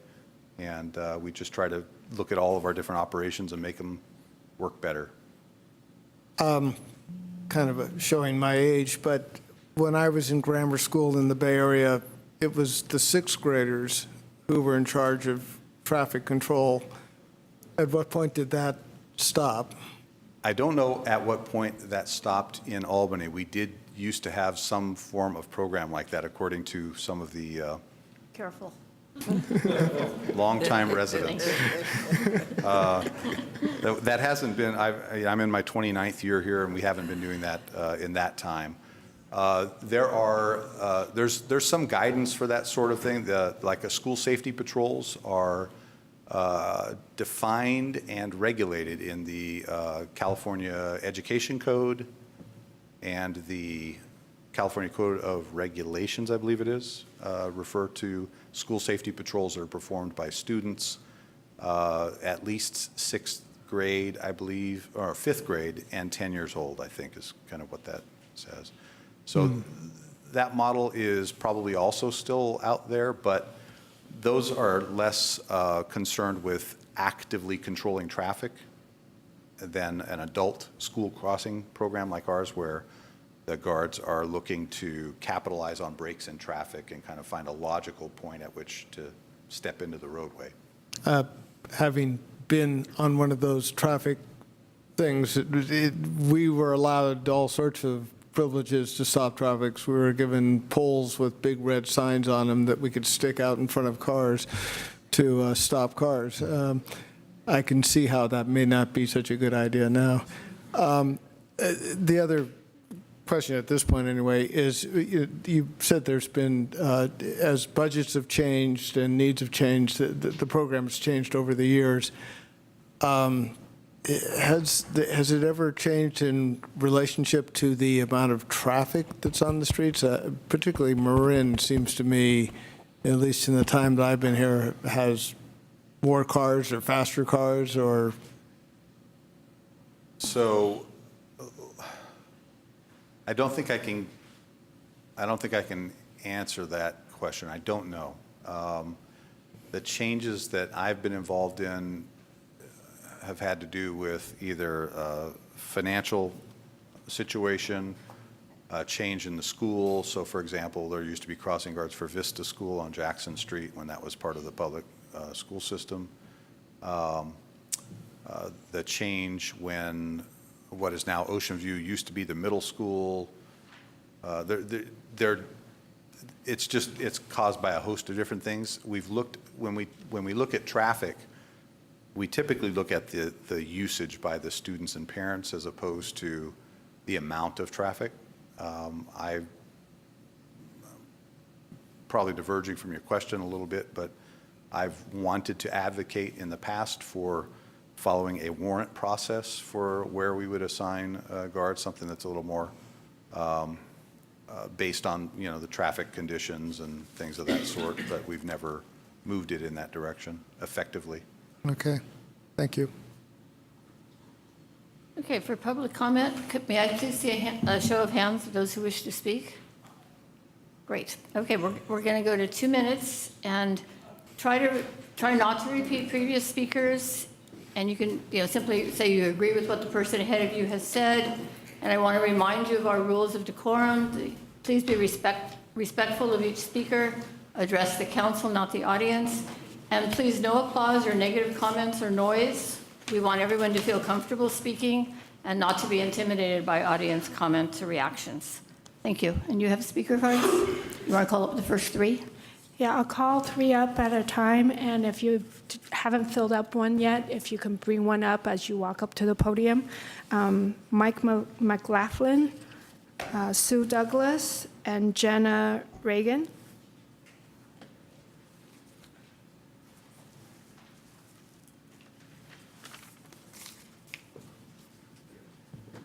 Good evening. My name is Mike McLaughlin. I'm a resident of Albany, a parent of 2 Albany students, one in middle school and soon to be kindergartner, going to Cornell Elementary. I'm also the superintendent of schools for San Leandro Unified School District. So I'm going to talk a little bit about my parent hat and a little bit about what we do in San Leandro when it comes to student safety. So I live on Key Route, and we have named Key Route and changed the name to Freeway Key Route, because of the people that think a stop sign is a suggestion on Key Route, especially between 3 and 6 o'clock at night. So I've observed during school hours, students almost getting taken out in droves as they're walking over to take PE classes or leaving school or coming to school, because there's just a real lack of concern by drivers that come through that area. As a superintendent of schools in a large urban area, we have 9,000 students that we're actually responsible for.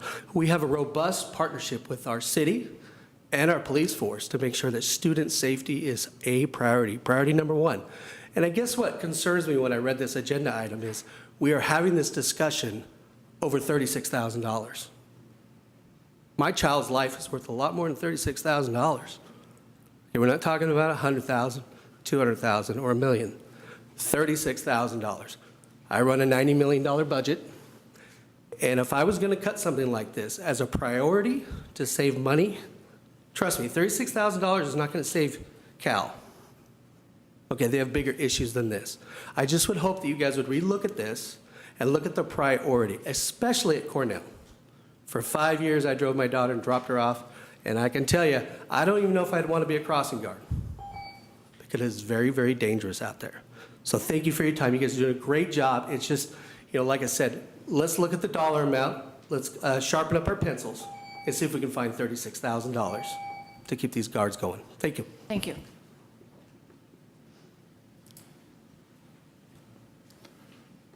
Good evening. My name is Sue Douglas, and I am the parent and grandparent of students who have and are currently attending Cornell. It's very heartwarming to think of parity, equality for each school, but that doesn't address the reality on the ground. The reality is that both Marin Schools and Ocean View have controlled access at one intersection where all 4 directions are controlled. That does not exist at Cornell. Cornell students, most of them have to make one of 2 dangerous crossings. One is at crossing Marin, and the other is crossing Cornell. How are you going to deploy one crossing guard at both locations? I might remind people that an Albany citizen was killed at the intersection of Marin and Talbot. Now, it was at night, it was an older person, I realize, but all those people trying to get to the freeway are not interested in showing a great deal of respect for children needing to cross. And as the crossing guard at Solano can tell you it's extremely dangerous. People are making left and right turns in and out of Talbot and in and out of Cornell to drop their children off. So I don't see how you can leave Cornell with one crossing guard. That is just not safe. What's going to happen, Art? Is the police going to cover the one does not have a crossing guard? There's no way Karine can go in between those two. You must have two. Or you've got to install a traffic light, or at the very minimum, a four-way stop. Both of the other schools have traffic lights and four-way stops, and/or four-way stops. Cornell has nothing. You can't just leave them with one crossing guard. Thank you. Thank you. After Jana Reagan would be Ellen Frenzen, Vanessa Martin, and Jocelyn Azen. Hi, I'm Jenna Regan. Thank you for your time. I'm a parent of 2 children at Cornell, and I walk them to school every day. I have a 4th grader who I was planning on sending with her friends to cross at Solano and Talbot, and I can't do that now because it's just not safe without a crossing guard there. And I understand this decision was fiscal and not based on traffic safety studies, but I think there may be some ways to find further funds. I'm also on the PTA, and I started discussions with our board. I know the other schools can do that as well. We're all kind of caught here in the middle of summer vacation. A lot of people aren't here to help this along, but I'm hoping that you can maybe work with the PTA, see if there's some alternative sources of funding. I understand UC Berkeley probably isn't going to reverse their decision, but I hope that you will put a little pressure on them. Volunteers, that's really not a safe option. You know, parents are very dedicated in this community, and we volunteer maybe once a week in the classroom, we fundraise, but a crossing guard needs to be there several times a day, every school day. So we really can't rely on volunteers. Thank you for your time. Thank you.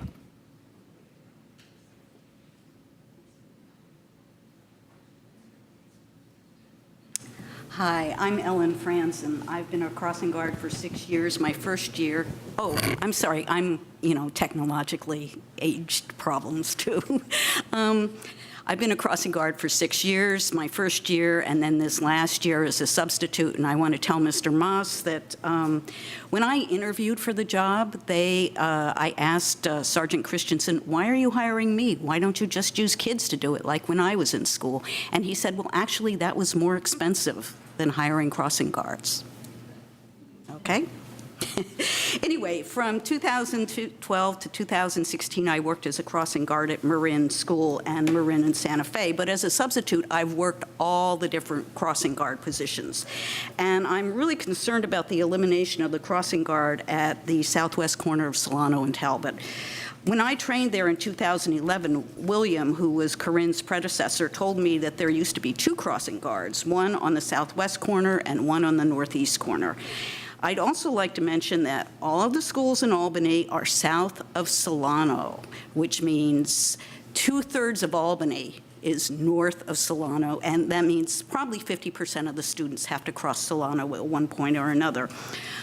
Although I like the bulb outs on Solano and now at Marin and Santa Fe, it is difficult for cars at Talbot and Solano to see oncoming traffic on Solano and Talbot, which makes it necessary for them to move into the crosswalks to see what's coming before entering the intersection. I think maybe you see the problem there. Also, at Marin and Santa Fe, it's difficult during the first and last shifts for one person to cover both crossings while most of the kids are crossing. I've done it, and it's not fun. Thank you.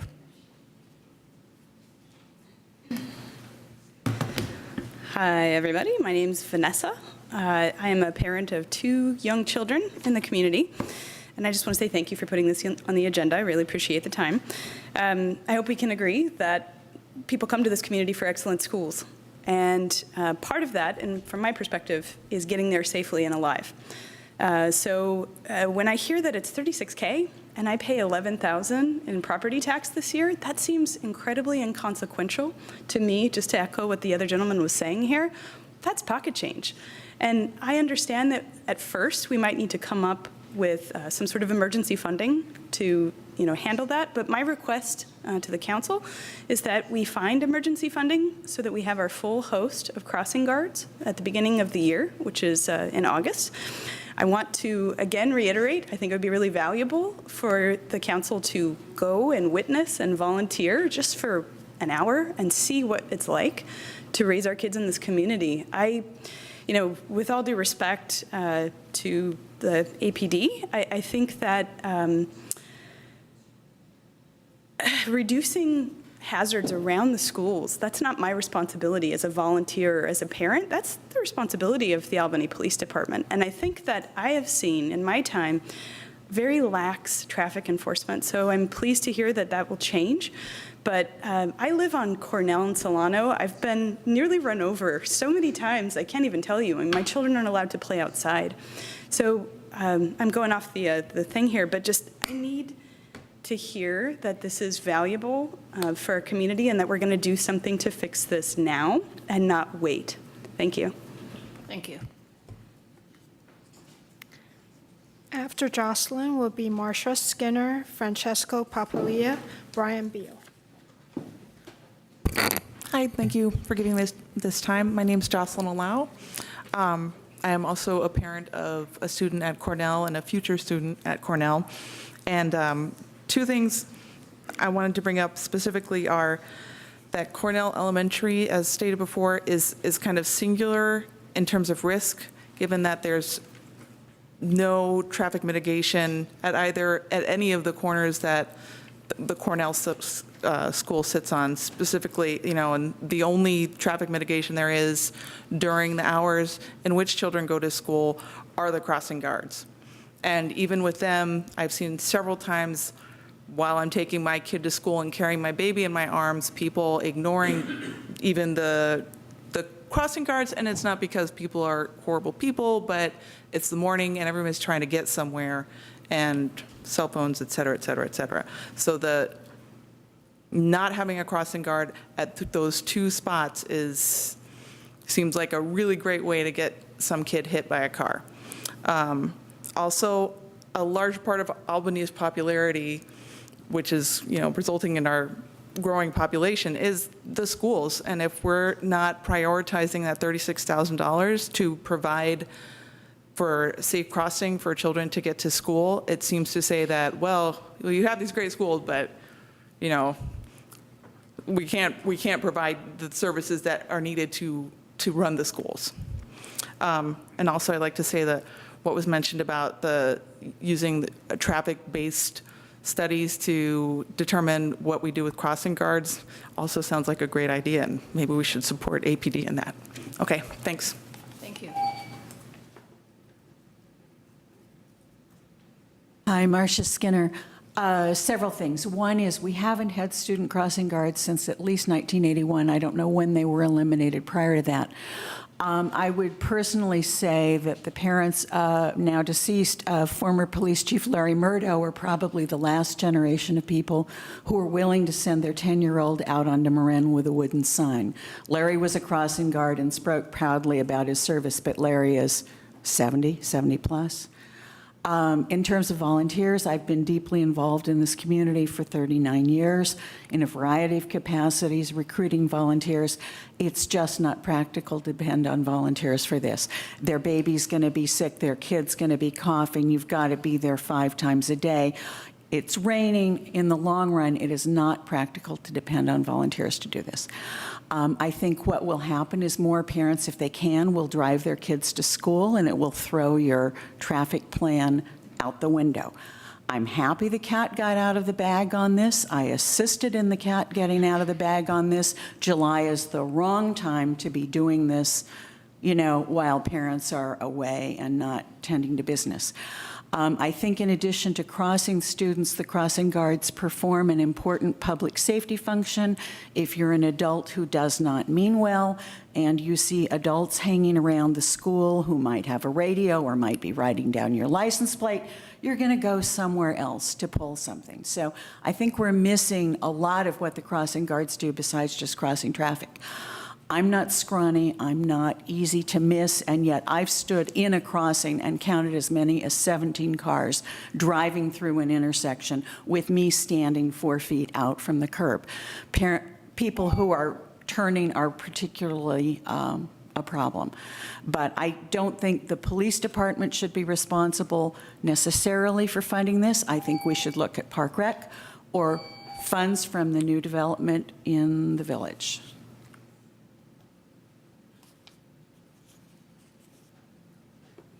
Thank you, Marcia.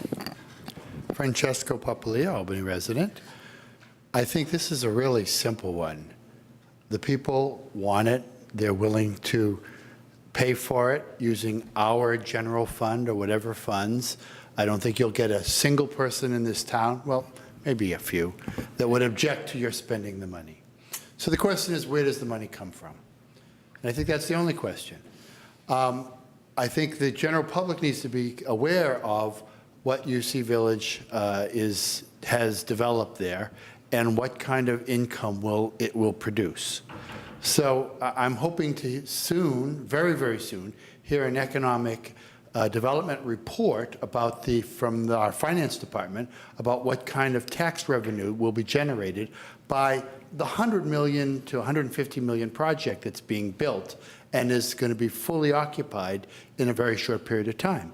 And that's where the money should be coming from, the revenue stream produced by that development. And that revenue stream, I'd like to know how much of it will be going to the school district so that they can allocate that money, their share if necessary, and we can as well. So it's a very simple solution, which is to find the money from that economic development. I don't think UC should have to pay for it because they literally put in, well, I can't tell you how much money they did put into this project in terms of the development, but there certainly would have been a lot of money that we would have already received if there hadn't been elements in our town blocking that development for up to 10 years now. So we lost all that revenue stream because certain people were very short-sighted about what could happen and what we could benefit from. So UC shouldn't get the money because they already put the money out to make that happen, and the money will be there if you look for it. Thank you. After Brian Beal would be Kim Trutang, Kevin Newmay, and Rhoda Bennett. So first of all, recap on the reality of the situation. City of Albany didn't cut the funding, UC did, and that's a real slap in the face because they're not paying property tax for the people that live there. They come to Albany schools. We get some compensation, but that said, I think the police chief's done what he could to try to deal with the situation. It came up kind of, the timing's real bad. That said, I'll agree with Francesco. We should try to scramble to come up with the money. One suggestion I might make is maybe we have money from the soda tax. I would be okay with spending soda tax money for this purpose because that's really why we have the tax, is for our children, and it's more of to try to discourage soda use. If we can't do that, I think we go into what else can be done to make the situation safer.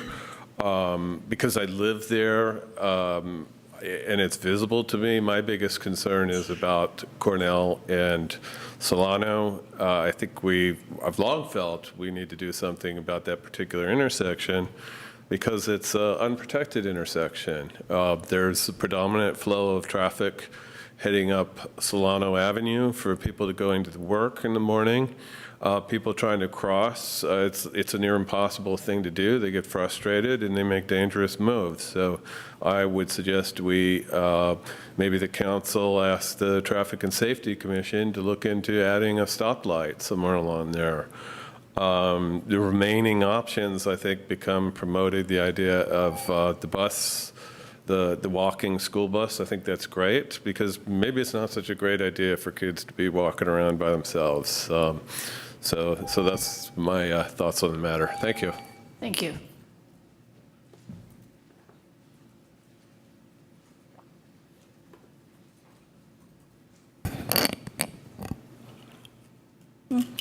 Hi, I'm Kim Trutain, a 19-year Albany resident. I am a school board member, but I'm here mostly as a concerned parent. When I found out through Nextdoor social media a couple of weeks ago that the guards were going to be let go, I was moved to act because I believe this is an unsafe situation for our kids. And I think that's why we have all the people in the room and why there were speakers at the last meeting as well, because the people that are on the streets crossing with their kids, because we know what it's like nowadays, and it is not safe. And so that's why the people are all here tonight. I felt like it was important to try to get everybody back to the table on this one. And I thought that what we needed to do was to ask UC to reconsider. So I'm here to present this petition to the council. It's asking UC to please reconsider their decision to defund the program. I know that everybody is doing the best they can. Budgets are incredibly tight. The city and the school district have been really strapped by the changes in retirement program funding. UC is strapped as well, but this is $36,000. So even though it was July, even though all of the normal school communication channels were not operative, there were over 360 people who signed this petition. And the comments, I want to point out just a couple that are notable. Oh, please let me have one more minute. I'll give you 7 more seconds. Go. Yeah. Where is it? Sorry. Here it is. In a minute. So Ken McCroskey, as a Safe Routes to School volunteer for over 10 years at 3 Albany schools, I can say without a doubt that having the number of crossing guards will put our children in greater danger. Please reconsider this decision. And a comment from my husband, Steve Trutain, kid safety and walking to school is a triple win for the community as it encourages more pedestrian trips, leading to less vehicle congestion, healthier kids, and cleaner air. So Kim, thank you very much. Yeah. Can you wrap it up now?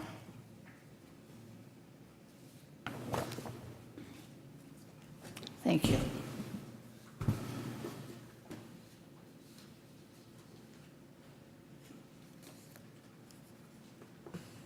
Hi, my name is Kevin Newman. I'm a parent here in Albany. I have, if I can, a question for the Chief of Police. With our new plan with us losing the crossing guards, will Solano and Jackson lose their crossing guard? There's a crossing guard at Solano and Jackson. I would assume, since we're down to 3, that would go away. Yes. Okay. So I would definitely state that having walked my kid to school every day across that intersection, it's almost as bad as Buchanan. I've seen the crossing guard there almost get hit at least 2 or 3 times. And again, she's got a big sign that says stop. The other one thing I want to say really quick, being somewhat insular, I guess, I had not even thought about what happens with Cornell School, that there are no stop signs, there are no stoplights. And having lived somewhere before where they weren't going to put a stoplight up until something happened, literally the city council said, unless someone gets hurt there, we can't afford to put a light. It seems ridiculous to wait for that to happen. So not putting something up near Cornell seems to be, I wasn't even aware, I'd never even thought about it since my children don't go there, but that's ridiculous. So anyways, that's all I have to say. Thank you. Yeah, Rhoda. And after Rhoda Bennett is Ben Hensler, or Hensler, sorry.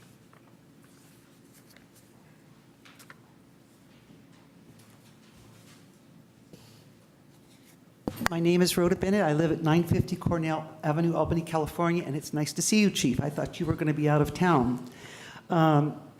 I'm very concerned about this. I presented the City Council at the last meeting with a packet about the traffic patrol program from 3A. It is absolutely free. There's no cost, so it is an option. I live near Cornell between Marin and Solano. My children have already been through Albany schools. We used to have a traffic patrol people with the children here in Albany. I don't know why it was stopped, but it can always be brought back. It's an option. And I think we need to look at that. And I beg you to please look for other options to fund this. Maybe if we ask UC if they were funding 3 and they only needed 2 or whatever, they were overpaying, maybe if they go back, just pay for 2 or even 1, if they can find it in their heart to help us, okay? And I agree with that gentleman who said that the funding from the new UC Village profits over there, the taxes money or whatever coming from that can go to this. I agree with him on that. Also, it says that a lot of things have been done around at other schools on the Safe Route to School funding and the grants and stuff. Nothing has ever been done to Cornell. We don't even have speed humps. You know, I had to beg for signs that said, slow, you know, kids are here. Cornell needs help. Where are you going to put the crossing guard? Are you going to choose between Marin or Solano? Which one have you decided where you're going to put it? Marin at Talbot. Okay, so Solano's not going to have one. That's correct. It's bad. It's bad. Please, we got to find some other way to fund this. Let's get traffic and safety involved. Whoever else we can, we need to fund this. Thank you. Thank you.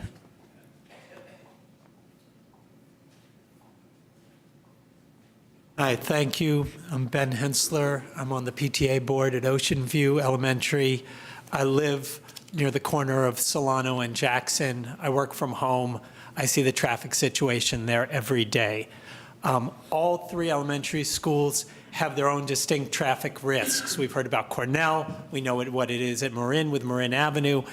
At Solano and Jackson, it's the fact that it's used as a commuting route and as a thoroughfare to the interstate. And on the mornings when there is no crossing guard there, even though it's a 4-way stop, it's treated as an uncontrolled intersection. Cars just roll straight on through.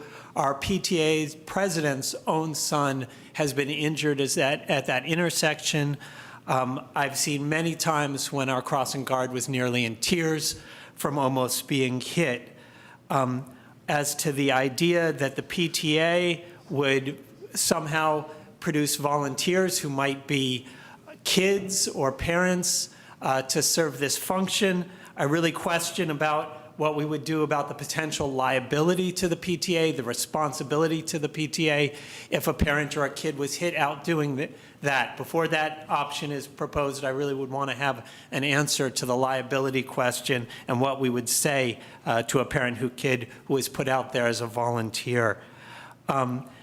Maybe it was a misstatement, but I heard the crossing guard service being presented as a free service that's being given to parents. It's not a free service. It's something that we support with our tax revenues. Clearly, there's a lot of commitment here to the school system. We just supported a bond measure to rebuild our schools, but we need to keep our schools in the way that our kids get to school safe. Lastly, I think we really need to think about the fairness and the equity to the guards themselves. They're really dedicated people, and they mean a lot to our kids and to our community. So I hope this decision can be reversed. Thanks. Thank you very much. Are there more? Last chance. Does anybody else want to come up? Okay, thank you for your comments. I'll bring it back to staff for council for comments. Okay.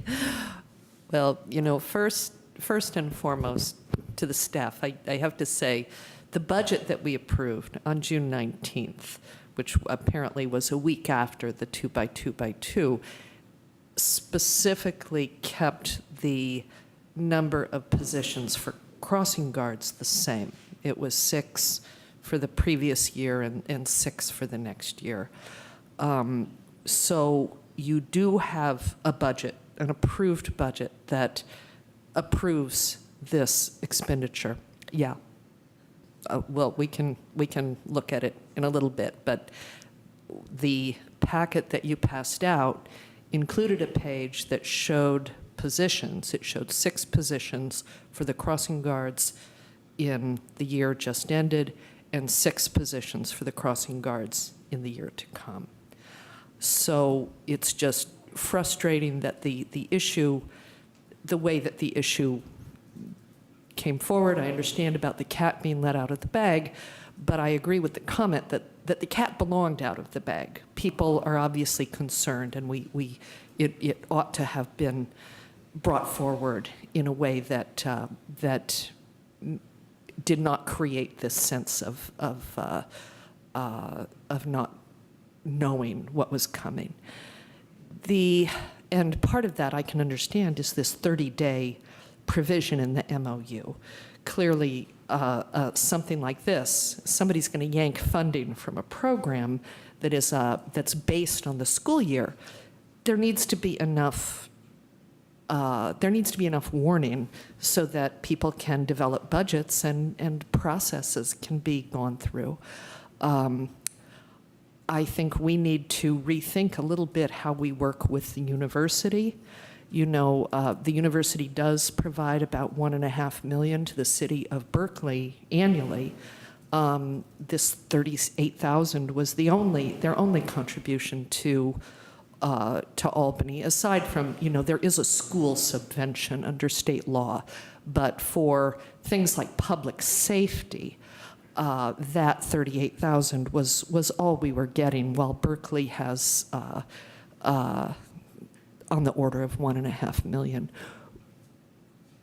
My suggestion, and I do hear logic in that, you know, it may be that we have some safe intersections that don't need crossing guards. We can have that discussion, but I think that we need some time.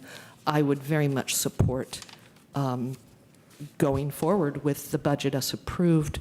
I think that the funding, I agree with Mr. Beal, when we passed the soda tax, we purposely, and you know, we had some discussion about it, kept it very, very flexible so that funding could be used for things like particularly bad sidewalks, particularly bad park problems, so that we could have kids still walking to school, playing in the parks.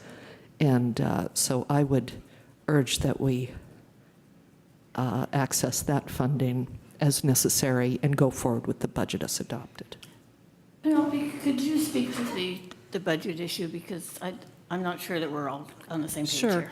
I think the page that Councilmember Nason is referring to is the page in the CAFR that talks about the number of people that we have employed. I don't know that that page also exists in our operating budget, but I can come back to that.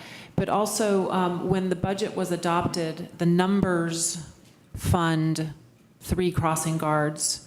The number of crossing guards is 6, because at the time the budget was drafted and those documents were printed, we did not know that UC was going to pull their funding. So the number 6 in the full tally of total city of employees does say 6, but the numbers in the budget only fund 3, because that has always been our contribution, at least since 2009. Thank you. Other questions or comments from council, if you want to go? Yeah, I could have a few things to say. When I brought up the idea of when I was in grammar school at Roosevelt Grammar School, by the way, in San Leandro, I don't think we should bring back that system of kids sticking signs out in front of cars. It didn't work very well then, as I recall, and I'm sure it would work less well now. But, you know, I guess my basic comment is I agree with the comment that $36,000 is kind of chump change for a budget that the city has. I did not attend the 2x2x2 meetings. It seems to me there's a bit of high-stakes poker going on between the city, the school district, and UC over this expenditure. And if that's the case, I think we got to get it together and figure out where the money's coming from, whether it's us as a city or the school district or UC refunding this. But I don't see how we do this with 3 crossing guards. You know, I could easily justify adding 3 more crossing guards. I do like the idea of looking at where the needs are. It may be that this idea that we have to have equity between Marin, Cornell, and Ocean View in terms of everyone gets the same amount, whether it's crossing guards or library services or whatever. At least as far as crossing guards go, it may be less safe at Cornell in terms of the approaches. And maybe they need an extra one. But, you know, that's a whole traffic and safety thing that I don't know enough to really speak about. So, you know, that's my basic comment. You know, it's my, you know, I think we need to come up with 36,000. You know, exactly where this comes from, I'm not quite sure, but we've come up with larger amounts for other things in the city budget pretty quickly, so this seems to me doable. Nick? Sure, thank you. So what I hear is that you want your guards back, and your message is compelling, especially when I think about, and thank you for your comments, because you made me think about the fact that we have both Solano and Marin Buchanan to deal with, and the crossings of both of those streets, which are major corridors in our town. And of course, the safety of children and the safety of everyone on our streets is a very important issue to me. Thank you for coming out tonight. I want you to also consider coming out to school district, school board meetings, and to any UC meetings too that might be appropriate for this, as well as having come out to our meeting. I do want to present not what is a contrarian view, but just a note of caution about the simplification of budgets. I just think it's unfair to start with the supposition that we've lost funding, okay, find it somewhere else. As someone who's been working in the city for 2.5 years now, and as anyone in the high level of public service should know, budgeting is incredibly complex. $36,000 might not seem like a lot, but it is, you know, it represents only one of hundreds of programs that we support in the city. And for any one of those programs, people could come up and say, hey, it's not very much you spend on our program, why don't you shovel some more money in it? It just doesn't work that easily. Our budget, by the way, I did some quick math, is this budget of San Leandro is 6 times the budget of Albany, by the way.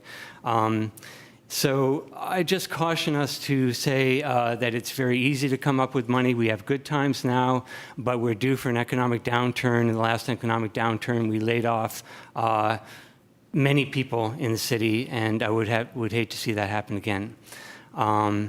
So in terms of where to find, I'm not saying we shouldn't find the funding, just that it's not that simple. I think we should investigate whether the school district should provide some funding, whether UC can reestablish that funding. Perhaps we ought to take the new revenues that are coming in from the project that is on UC land, as Mr. Papalia pointed out, to come up with that budget shortfall. I think it's premature to earmark soda tax money for this, as our law specifies a significant public process for defining where that money is going to go. But I'm certainly, if we need to come up with the funding, there are ways to do it. Let's have a considerate process, though, for how to do that. I do appreciate the chief's remarks that we might want to have more data surrounding where we place the guards. Instead of just placing the guards where they have been or where we think they should be, I think a warrant-based program, meaning that you actually take the data about how many cars are passing by at the time of day, you actually measure the students coming by and all that, you take the data, that should determine where the crossing guards are placed. So I appreciate the chief bringing that up. And finally, I appreciate very much your coming out tonight and speaking about this issue and about the safety of our children. Okay, I just have a few comments. One thing, Rhoda, I just want to tell you that I did look at AAA thing that you gave us, that program is definitely a school district program, and so I passed it on to the school district. So we did do that piece. You know, I find it really interesting that we didn't cut our budget, and that the school district does not contribute anything to this, and they never have. And I really think that it's time that they do that. And I'd like to work with the school district, whether it's the administration, the school board, working with city staff, and try to figure out if there's a way that they could put some money into this, and maybe we could share it. But I think it's a little disingenuous to come to us, who is paying what we've always paid, and say, well, you need to pay more, when in fact we're not asking our partner to pay anything. You know, as the chief said earlier, we've put almost $7 million into improvements. Cornell did get some. That's a very narrow part of Solano Avenue because of the bulb outs. I'm not saying we couldn't do more, but we did do something at Solano. So, and so did tax money. You know, I've thought about that, but as Vice Mayor Pilch said, there is a process that was part of the ballot language. We need to have the public comment, the public input.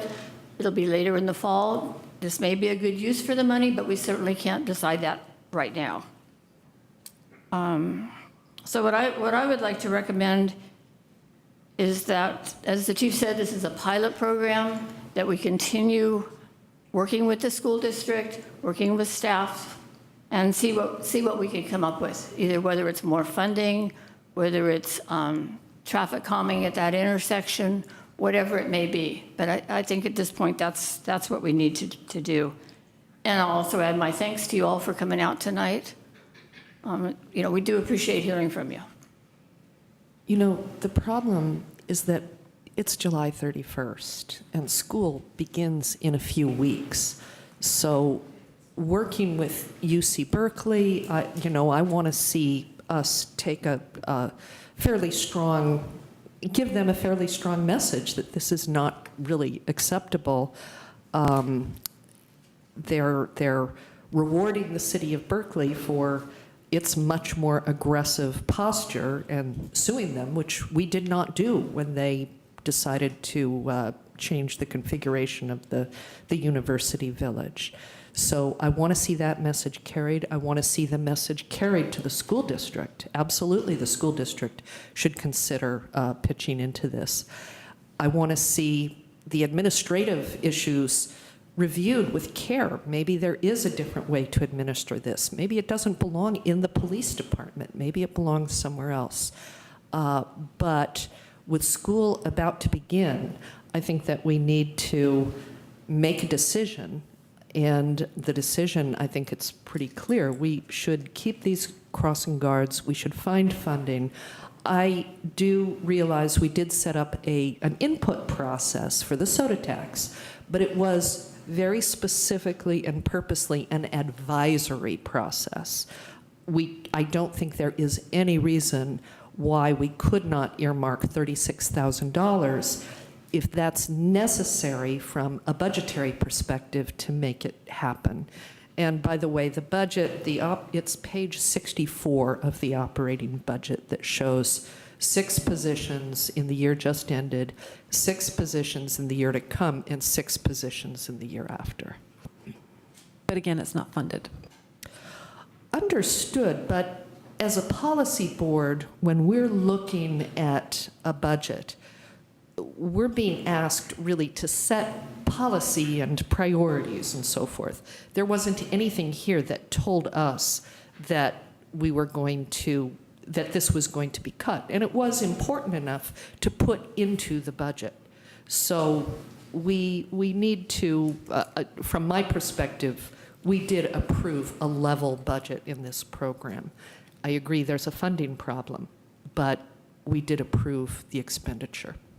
Well, I would disagree with that, because we approved the expenditure for 3. We did not approve the expenditure for 6. And budgets are about money. On page 64 of the operating budget, we approved 6 positions. Can I make a suggestion? Rather than get caught up in that, for lack of a better term, we could take the position that we fund 6, we tell the staff, no, we want 6 as a pilot program for the coming year. We want 6. We ask staff to go and find interim funding, while we also ask staff to look for alternative sources of funding through UC, through the school district, through whatever, but it clearly established that this is still a pilot, and that we don't want this, even though we want to fund 6, it's not the final configuration of funding source that we want. Right. I wouldn't call that a pilot program. To me, a pilot program is something new that you try to do to see if you, but this is an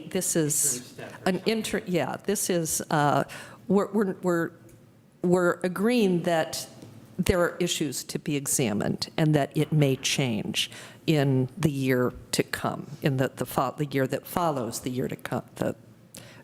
I guess we're in the year now, so it could change the following year, but we should have a year to plan, discuss, look at the issues, look at the funding, look at the alternatives, and not try to do this in the next 3 weeks. I want to make a different suggestion, but I want to ask Craig something regarding the soda tax. As I understand it, we have a process in place to determine how to spend that. We really, at this point in the year, can't even make suggestions. Is that? Well, the money in the soda tax, this revenue generated by the soda tax was not legally earmarked for particular purposes, but there was a process set up in the ballot language for determining how the money was going to be spent. So I would have to go back and look at the specific language, but I would have concerns about bypassing that process, even though it's advisory, because that was what was represented to the voters, that the city would follow that process when deciding how to utilize those revenues. Well, then I'd like to make a slightly different proposal to what you have, and that's that we do fund it, the entire program, for until January, which is a little bit less than what we're already doing. And between now and January, we work with the school district. We have the opportunity to then look at the soda tax money, and beginning in January, we then can go forward with hopefully the school district paying their fair share, us paying some, and we'll have a little bit more money that we can put into this. Would that work? Yeah, I think that would be great. My only modification is that I think that we should also continue to press UC on this. And I'd be happy to volunteer to help with a strongly worded letter or other communications to. You know, I have a little angst about that because most of the children from UC Village go to Ocean View. They don't cross any streets. So basically since 2009, they've paid for a service that they don't really use. And I have a bit of angst about strong-arming them to pay for something they don't use. Perhaps we need them to pay for something they do use, or maybe we need to give this a little bit more thought.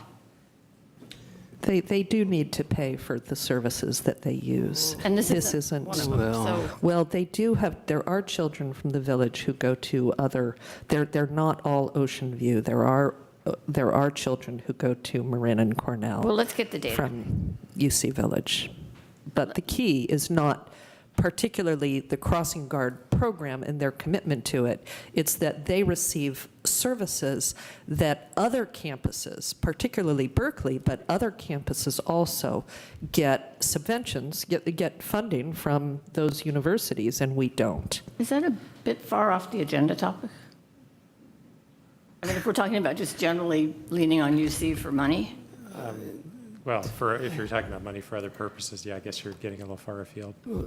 So I think perhaps we can just bypass this by saying that we ask staff to consider, or we'll consider asking for money from the school district, UC, as appropriate, and other funding sources. Just leave it a little bit more vague, and then we can work it out. Unless that would be okay with you. All we're doing is giving guidance to the staff, and I think they probably hear the direction we're going in. So do we want a formal motion on this? It hasn't been agendized for a motion, has it? I think we can make a motion at any time. Staff recommendation was to provide direction, so you Okay. can either do that informally or by formal motion, your choice. As long as staff hears us that we believe the consensus is to bring the program back to 6 and consider the sources of funding until January, and consider the sources of funding. If just want to make sure that's what we're all agreeing to, then I'm good with that. Can I Please, say something? please do. Just a couple of points that I want to make. Earlier, there was a comment about, that this cat should have been let out of the bag, and I just want to kind of put it in context, my decision-making on that, so it's not viewed as, anything with any, bad intent or, some insidious government action here or something. Those of you that know me and have worked with me know that I'm really big on process and following the rules. It's been pretty successful for me thus far in my career, being a rule follower. And so, and I also have a great deal of respect for our relationships with our employees and with the unions. And when I wrote that I was going to say tonight the cat got out of the bag, what I mean to imply is that I respect that to the point where the last thing I want is an employee who's going to be laid off to hear it on a street corner or see it on Nextdoor or hear it from a friend or an associate or even hear a rumor of that sort of thing. I also respect the labor unions and their role in receiving notification from us. And I wanted to really afford myself the opportunity to follow the rules in terms of how that was done. And so I secured a commitment, in this case from the school district and from UC, that they would allow me that opportunity to make those notifications and go through that process. Because frankly, as I intimated in my report, the school district was very concerned about this, Val Williams in particular. And so, I made some promises to them that I wasn't able to hold because the word got out a little early, and I've already apologized to her for that. But I want to make sure that the context is there, that this isn't like, let's keep it secret, let's make it happen during the summer. These things always happen during the summer. It coincides with the budget, it coincides with the changing bell schedules, or a school closes at the end of June and doesn't reopen and that sort of thing. So I wanted to give that context. And then with regard to what Vice Mayor Pilch is saying about bringing us up to 6, the employees have been laid off, and I can't guarantee that they'll all be there come the first day of school, or that we'll find suitable replacements within the next 27 days. But if that's the direction from council, we'll certainly endeavor to do that. But I don't want council or any members of the public to believe that if council says make sure there are 6 there when school starts, that will actually happen. We will certainly endeavor to make that happen.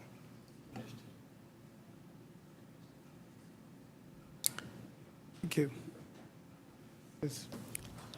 So are we all now in agreement that we're going to make the effort to get back to 6 for the, from the beginning of school until winter recess? Is that what I'm hearing? Mm-hmm. And during that time, staff, the school district, will try to figure out other alternatives, whether it's additional funding, whether it's mechanical traffic calming, whatever. Does that work for? That works. I think what I'd like to do is come back before the new year, before the calendar new year, and perhaps report to the council our progress on that. Right, and that'll also give us time to look at the soda tax in probably October, November, and have that discussion and see if that frees up some more money. So at this point, we're not spending any more money than we already had budgeted. Okay, so I think, Craig, if you're happy without a motion but enough staff direction, we'll. I'm totally fine with that. Okay, got through that. Thank you all. And now we move on to public hearing. Public hearing on proposal to increase monthly sewer service charge for purposes of environmental compliance. May we have a staff report, please?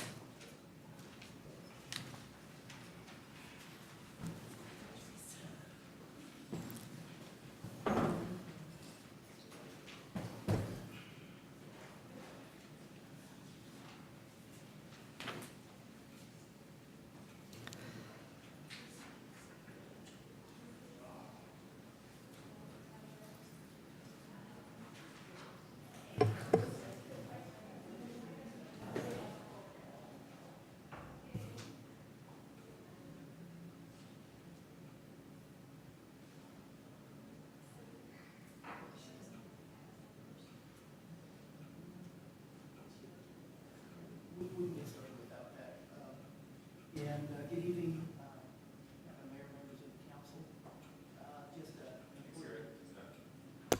An important news update. Marcus Simeon, the pride of Albany Middle School, just hit a grand slam in the A's-Giants game. So we have that for, again, another Albany school product. It's good to know. Thank you for that happy news. What I'd like to do tonight is just talk a little bit about the process and give a little background of why we're here to consider the increase.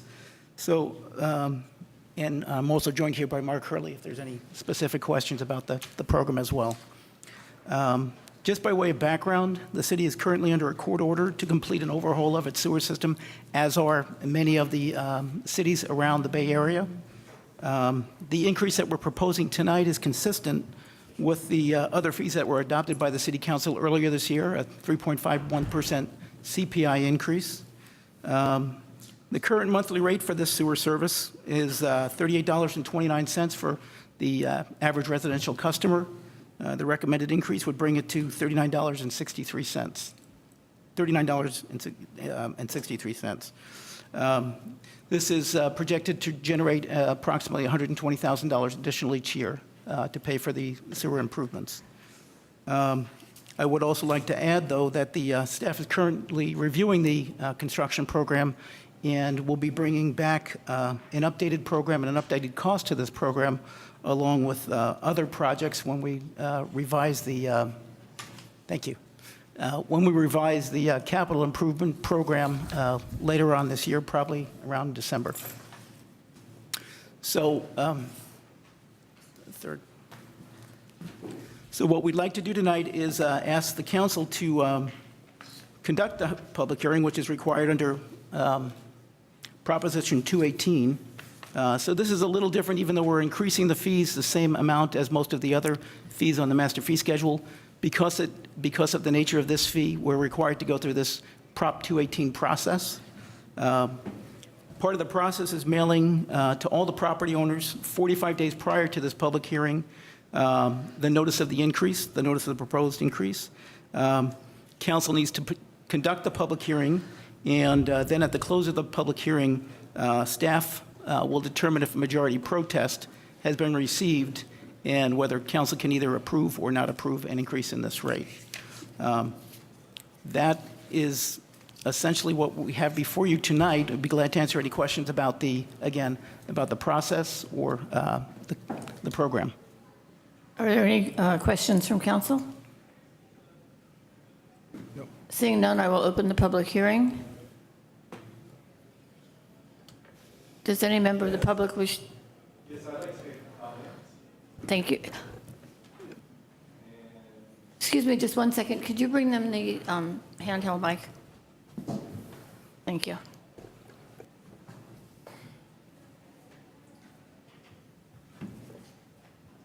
Hi, my name is Gunga, and we just bought a house. It's near Solano Avenue and Marin Avenue. It's in the middle. It's close to the CVS store. And that house had not been really taken care of well for many years. And there's mold in the house, and a couple had bought the house prior to us, but we received an email saying that it was important to check the sewer pipeline. And I'm kind of feeling that it's not healthy. So, like, there was another house that was built in other houses that have been sold and renovated. And so actually we're the fourth people to buy this house. So I just kind of wondering, will it be fixed, or will we have to spend a lot of money for the sewer system repairs? And as I mentioned, it has not been repaired for a long time, and it's going to take quite an investment, and costs continue to go up, so that's my concern. The Public Works Director is here to help answer the questions. Mark Hurley.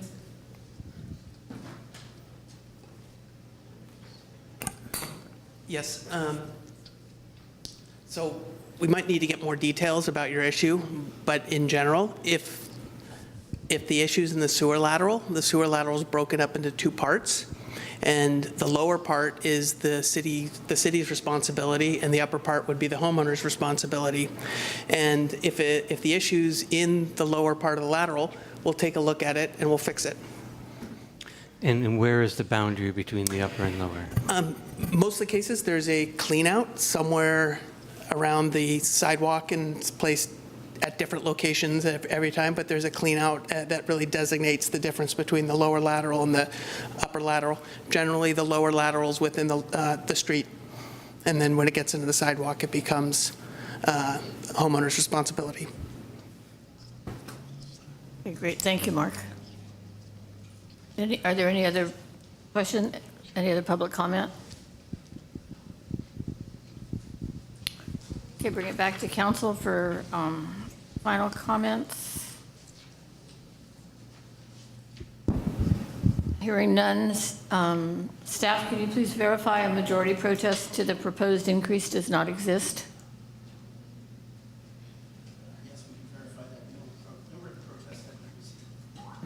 Thank you. I'm sorry, we can verify that no written protests have been received. Thank you. Okay, with that, may we get a motion to adopt Resolution 2017-69, authorizing the annual rate adjustment based on the CPI during each of the next 5 years? So moved. Second. Will the council, please? Councilmember Moss, Yes. Councilmember Nason, Yes. Vice Mayor Pilch, Yes. Mayor McQuaid. Yes, and the motion carries. Thank you. Okay, 9-2, Resolution 2017-68, amending 2017-18 master fee schedule. May we have a staff report, please?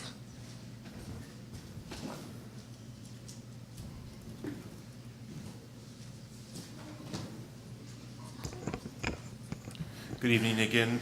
This is a public hearing for the City Council to consider making corrections to construction-related fees that were inadvertently omitted from the final master fee schedule document that the City Council received on April 17th, 2017, and also to make some minor formatting clarifications to the fire department fees.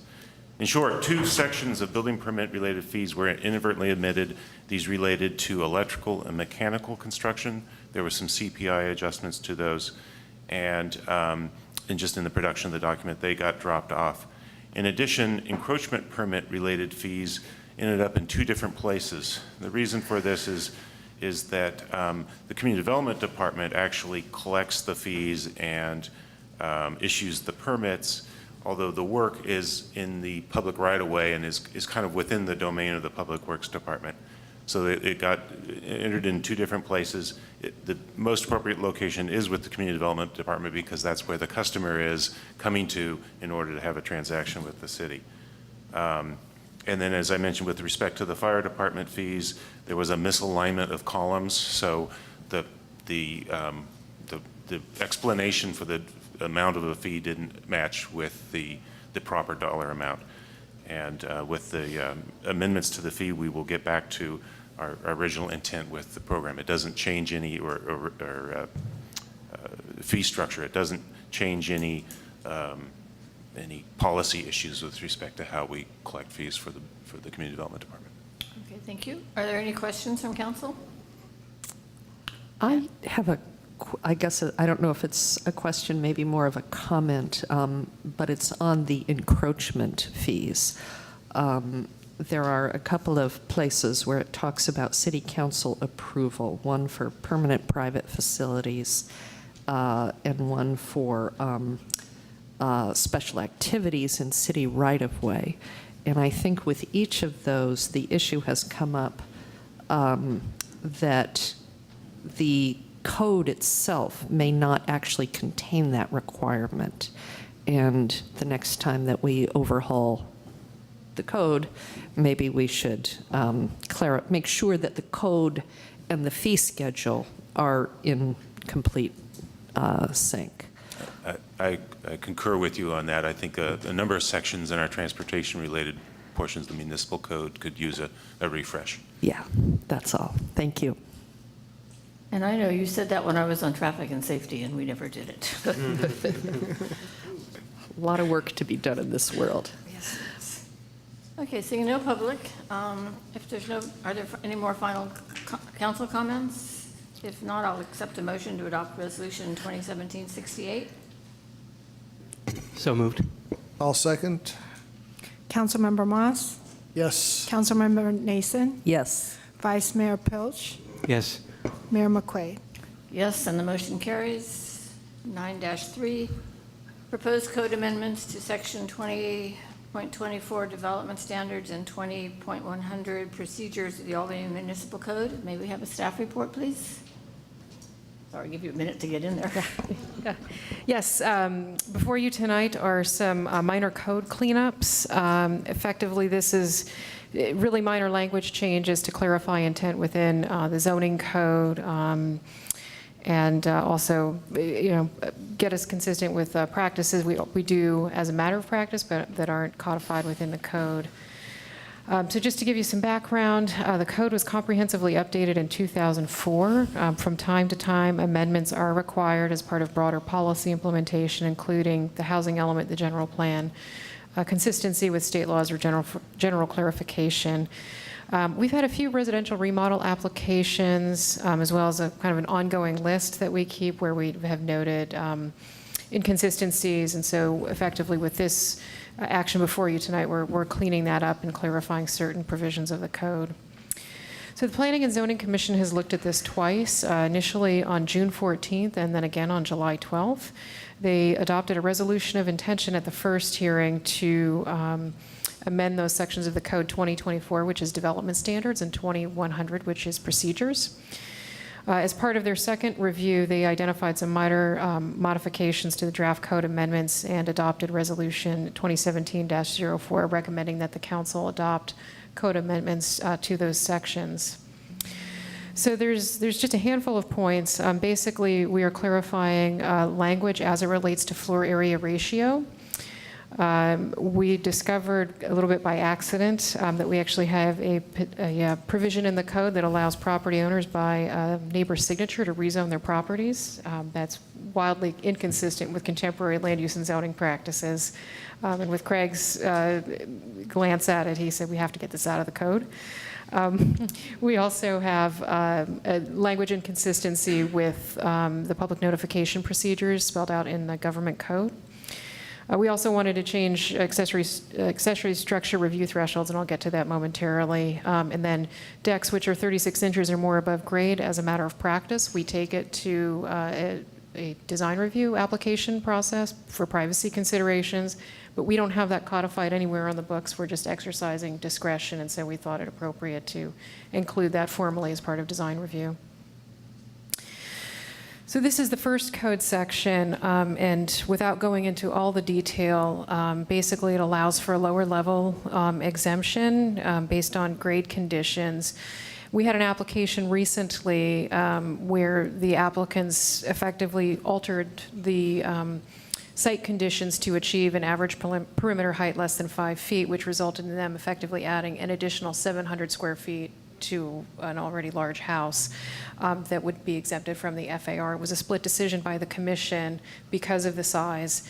And with that, we came back to them as part of this to clarify the intent behind that provision and make it very clear that the average perimeter height shall not be altered to achieve a height less than 5 feet based on those existing site conditions. Oops. We also have another provision as it relates to the calculation of stairs for floor area ratio. The current provision has created some confusion. It was also partially the basis of an appeal on how that provision was interpreted by the project architect. And so by clarifying the language, our intent was to effectively explain that the initial calculations are taken and a deduction is taken from those larger calculations up to 60 square foot maximum. The existing provision makes exceptions for study, atrium, and loft space. And with this, there is no specificity. It's just a straight 60 square feet once you count the entire building envelope. This is what I mentioned before in regards to resident-initiated rezoning of individual parcels. Craig can correct me if I'm wrong, but I believe this is what we typically refer to as spot zoning, because you would be, with this provision, rezoning an individual parcel that may be inconsistent with adjacent parcels. So it's best not to have this in the code and have our standard practice of amendments, either council or commission initiated. With respect to our notification procedures, state law requires that property owners within 300 feet of a project site be notified. Our code specifies 100 feet. As a matter of practice, we do this at 300 feet for consistency with state law, since we cannot adopt a lesser standard. So this is a simple cleanup to bring us consistent with the state provisions. And then this is the design review threshold table. So I mentioned accessory structures. Right now, you can add 400 square feet onto a single-family residence, and it's a staff level approval. If you have an accessory structure that is greater than 200 feet, it's 200 square feet, it's a commission review. And the reason we're changing this is for the last couple of years, we have one garage repair application a year, typically for a 2-car garage, that exceeds the 200 square foot threshold, and it's going in the same location, effectively the same envelope, but it's required to go through the full Planning and Zoning Commission review process. And so this just makes it consistent with the threshold for adding onto a single-family residence. I mentioned the decks, which are 36 inches or more above grade, and we have that language included in the draft table. And with that, we have Ordinance 2017-05, and it incorporates all of the amendments as presented. With that, I'm happy to answer any questions you might have. Any questions? A couple. Sure. Is there any history of anyone ever trying to rezone their particular lot in Albany? Not in my time, not in the past 6 years. Yeah, I mean, in the last 60 years, I mean, I wondered if it ever happened. I'm curious, and I imagine sometime when I'm looking through some property history, I may find a petition in there. Okay. I just regret that I won't have the chance to try to rezone my own property. Maybe to R3, get a big multifamily structure. You'd have to be very popular with your neighbors. Yes. To get No, them I'd have to sign I'd on. have to convince my neighbors. It'd be quite a challenge. And then just a question about the design review standards for a deck. I know we have, code standards for a deck, but has there been design review issues around? It doesn't decks? happen often, but we have had a couple of instances where, because of the height above grade, it does trigger privacy issues with adjacent neighbors. And in those situations, there's some form of privacy mitigation, be it landscaping or trellis or lattice screening, that usually gets included as a condition of approval. Okay, well, that would make sense, because otherwise, it's hard to imagine what you'd be commenting on in the way decks are built. But anyway, thanks. Any other questions? Then could I get a motion to adopt? Where are we here? the code amendments. I will move that we introduce the first reading of Ordinance 2017-05, amending sections 20-24 development standards and 20-20.100 procedures of the Albany Municipal Code. I'll second it. Councilmember Moss? Yes. Councilmember Nason? Yes. Vice Mayor Pilch? Yes. Mayor McQuaid? Yes, and the motion carries. Okay, that brings us to new business, City Council Legislative Platform Policy. I'm recommending that the City Council adopt Resolution 2017-71, which approves the legislative platform policy. This is not an original idea. It's the practice of many other cities. In fact, the report actually was drafted from a variety of other city policies. And the legislative platform is drafted from the council's strategic plan, and it would be adopted annually and serve as a reference guide for communication supporting or opposing legislation. One of the things that happens to us, and it may happen in August, is a lot of times we get a request either from the League of California Cities or from the public or whatever to either oppose or support legislation, and it needs to happen fairly quickly. And we meet every other week, and so sometimes we just miss out because we just can't get it on the agenda. So this would enable the mayor to, following the legislative platform, which follows the strategic plan, to go ahead and send such a letter. And for example, if we don't meet in August, if there's something then that the mayor could actually do that. We received two, just for examples, on Friday, July 28th, we received two requests one to do a resolution on the eclipse conservation resolution, and then there was another one, which we just couldn't get on this agenda. It's more of an example rather than saying we absolutely had to do this, but it just gives you an example that things come in and it's too late for us to do it. I did add another sentence to the report I wrote saying that other council members or staff could also request letters of support or opposition to the mayor for submission. So it's not only that the mayor can do this. We've added a section to the city website where all of our letters are posted. So we would add these letters as they are sent, and also obviously communication would be sent to the other council members, and it would then go on the next consent calendar. So if we were to do that now, the legislative platform would be based on our strategic plan, the 5 goals, which, you all know, so. Any questions? Yeah, well, go ahead. Well, I sort of get this idea that we might have to have some standard when, in a period of time when we're not meeting or time is of the essence. But this wouldn't, would this apply to normal circumstances? No, normally it would just come as it does now. So whatever a council member wanted to propose, if this wouldn't disqualify anything particularly. No. The ideal is that we would do it like we do now, where it gets on the agenda and it comes to the council at a regular council meeting. Uh-huh. This is just for the times that there's no council meeting.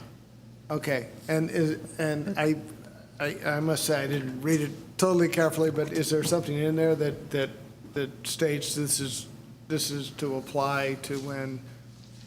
I think it does, but if not, we can add it. Yeah. Yeah. Well, it says when such a request is received, the matter shall be agendized and acted upon at the next regularly scheduled council meeting.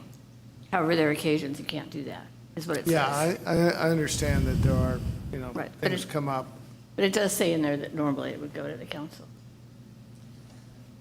But this does say the legislative platform may only address issues directly relevant to or impacting the provision of municipal services. and even today, we took a position in opposition to the exclusion of transgender persons from the military. I would rather that we, and this has been an issue, I understand, in the city for many, many years. I think it's, I don't want to see Albany developing a foreign policy or, spending a lot of time on state issues that don't directly, or other issues that don't directly impact our work. But I don't want to see us cut off our ability to take up issues when there is a strong sense on the council and in the community that we ought to weigh in.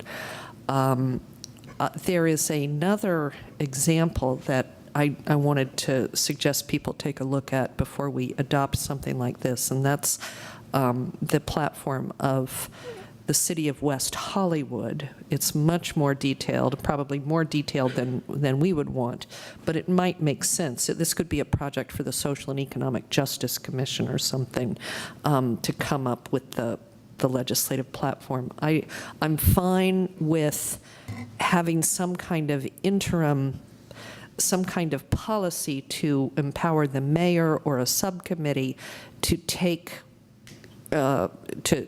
take positions when they're urgently requested.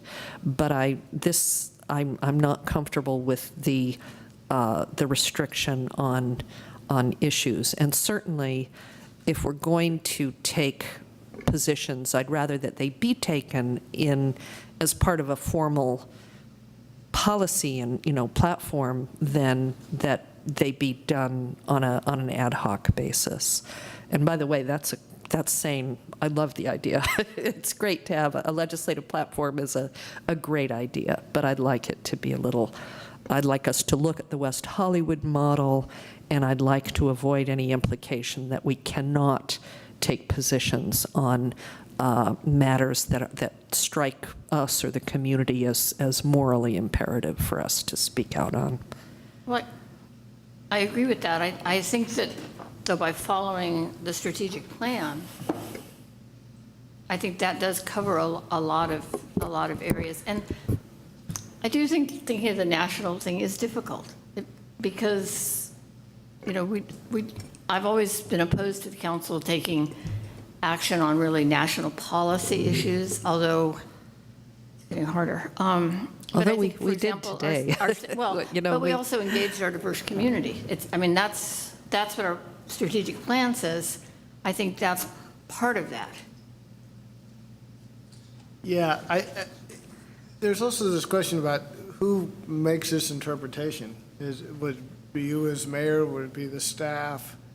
Who's Yes. Because as Rochelle pointed out, the statement you read tonight in regards to Trump's tweets, we all agree with it, and it's perfectly fine. But I think somebody could make an argument that wasn't in keeping with these goals, perhaps. So I would agree. I would personally feel also a little more comfortable with just sort of the way we've been doing. I don't think any of us have been abusing this idea that we're just coming up with random things to endorse.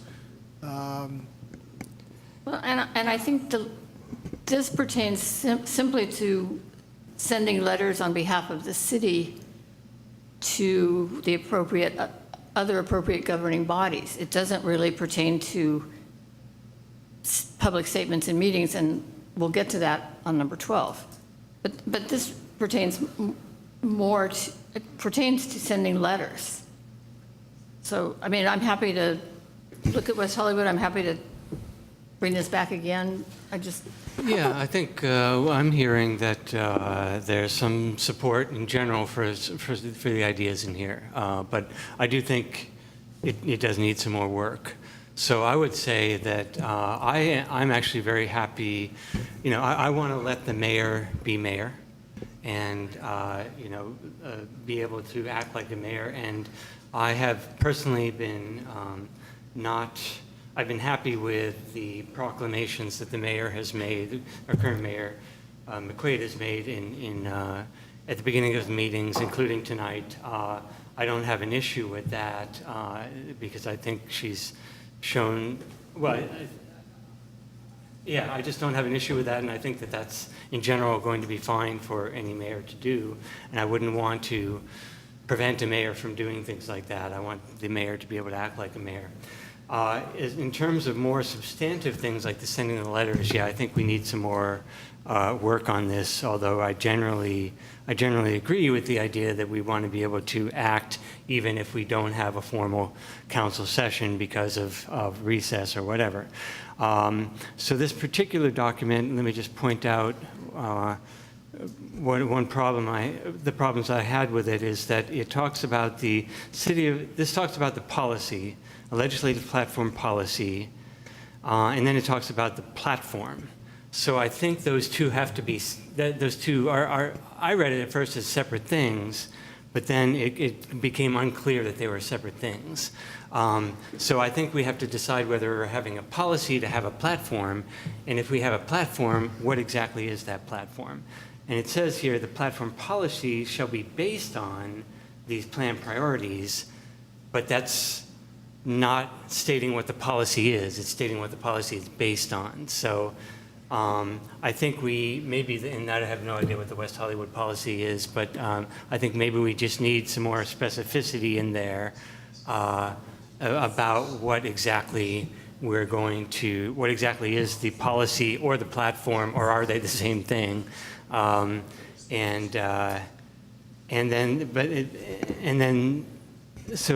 that's that comment, and then I have a personal bugaboo about this because, if that's the right word, who knows? It's late.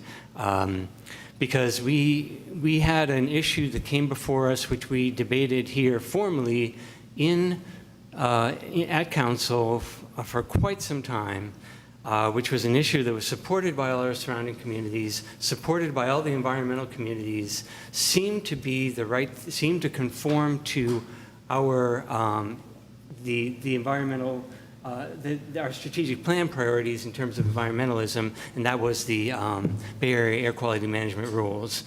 And I thought that would have been a slam dunk, but the mayor would not have, given her vote, she would have not written that letter. So I'm having a little trouble with that specific example, reconciling how this would actually work in practice, if that makes sense. No, it does. It does make sense. But I think to address your policy question, I think I probably didn't write it quite correctly, but it says City of Albany will establish a legislative platform. To me, that would be the policy of establishing the legislative platform.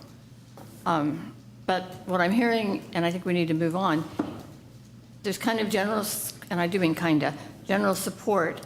It just needs a little more work.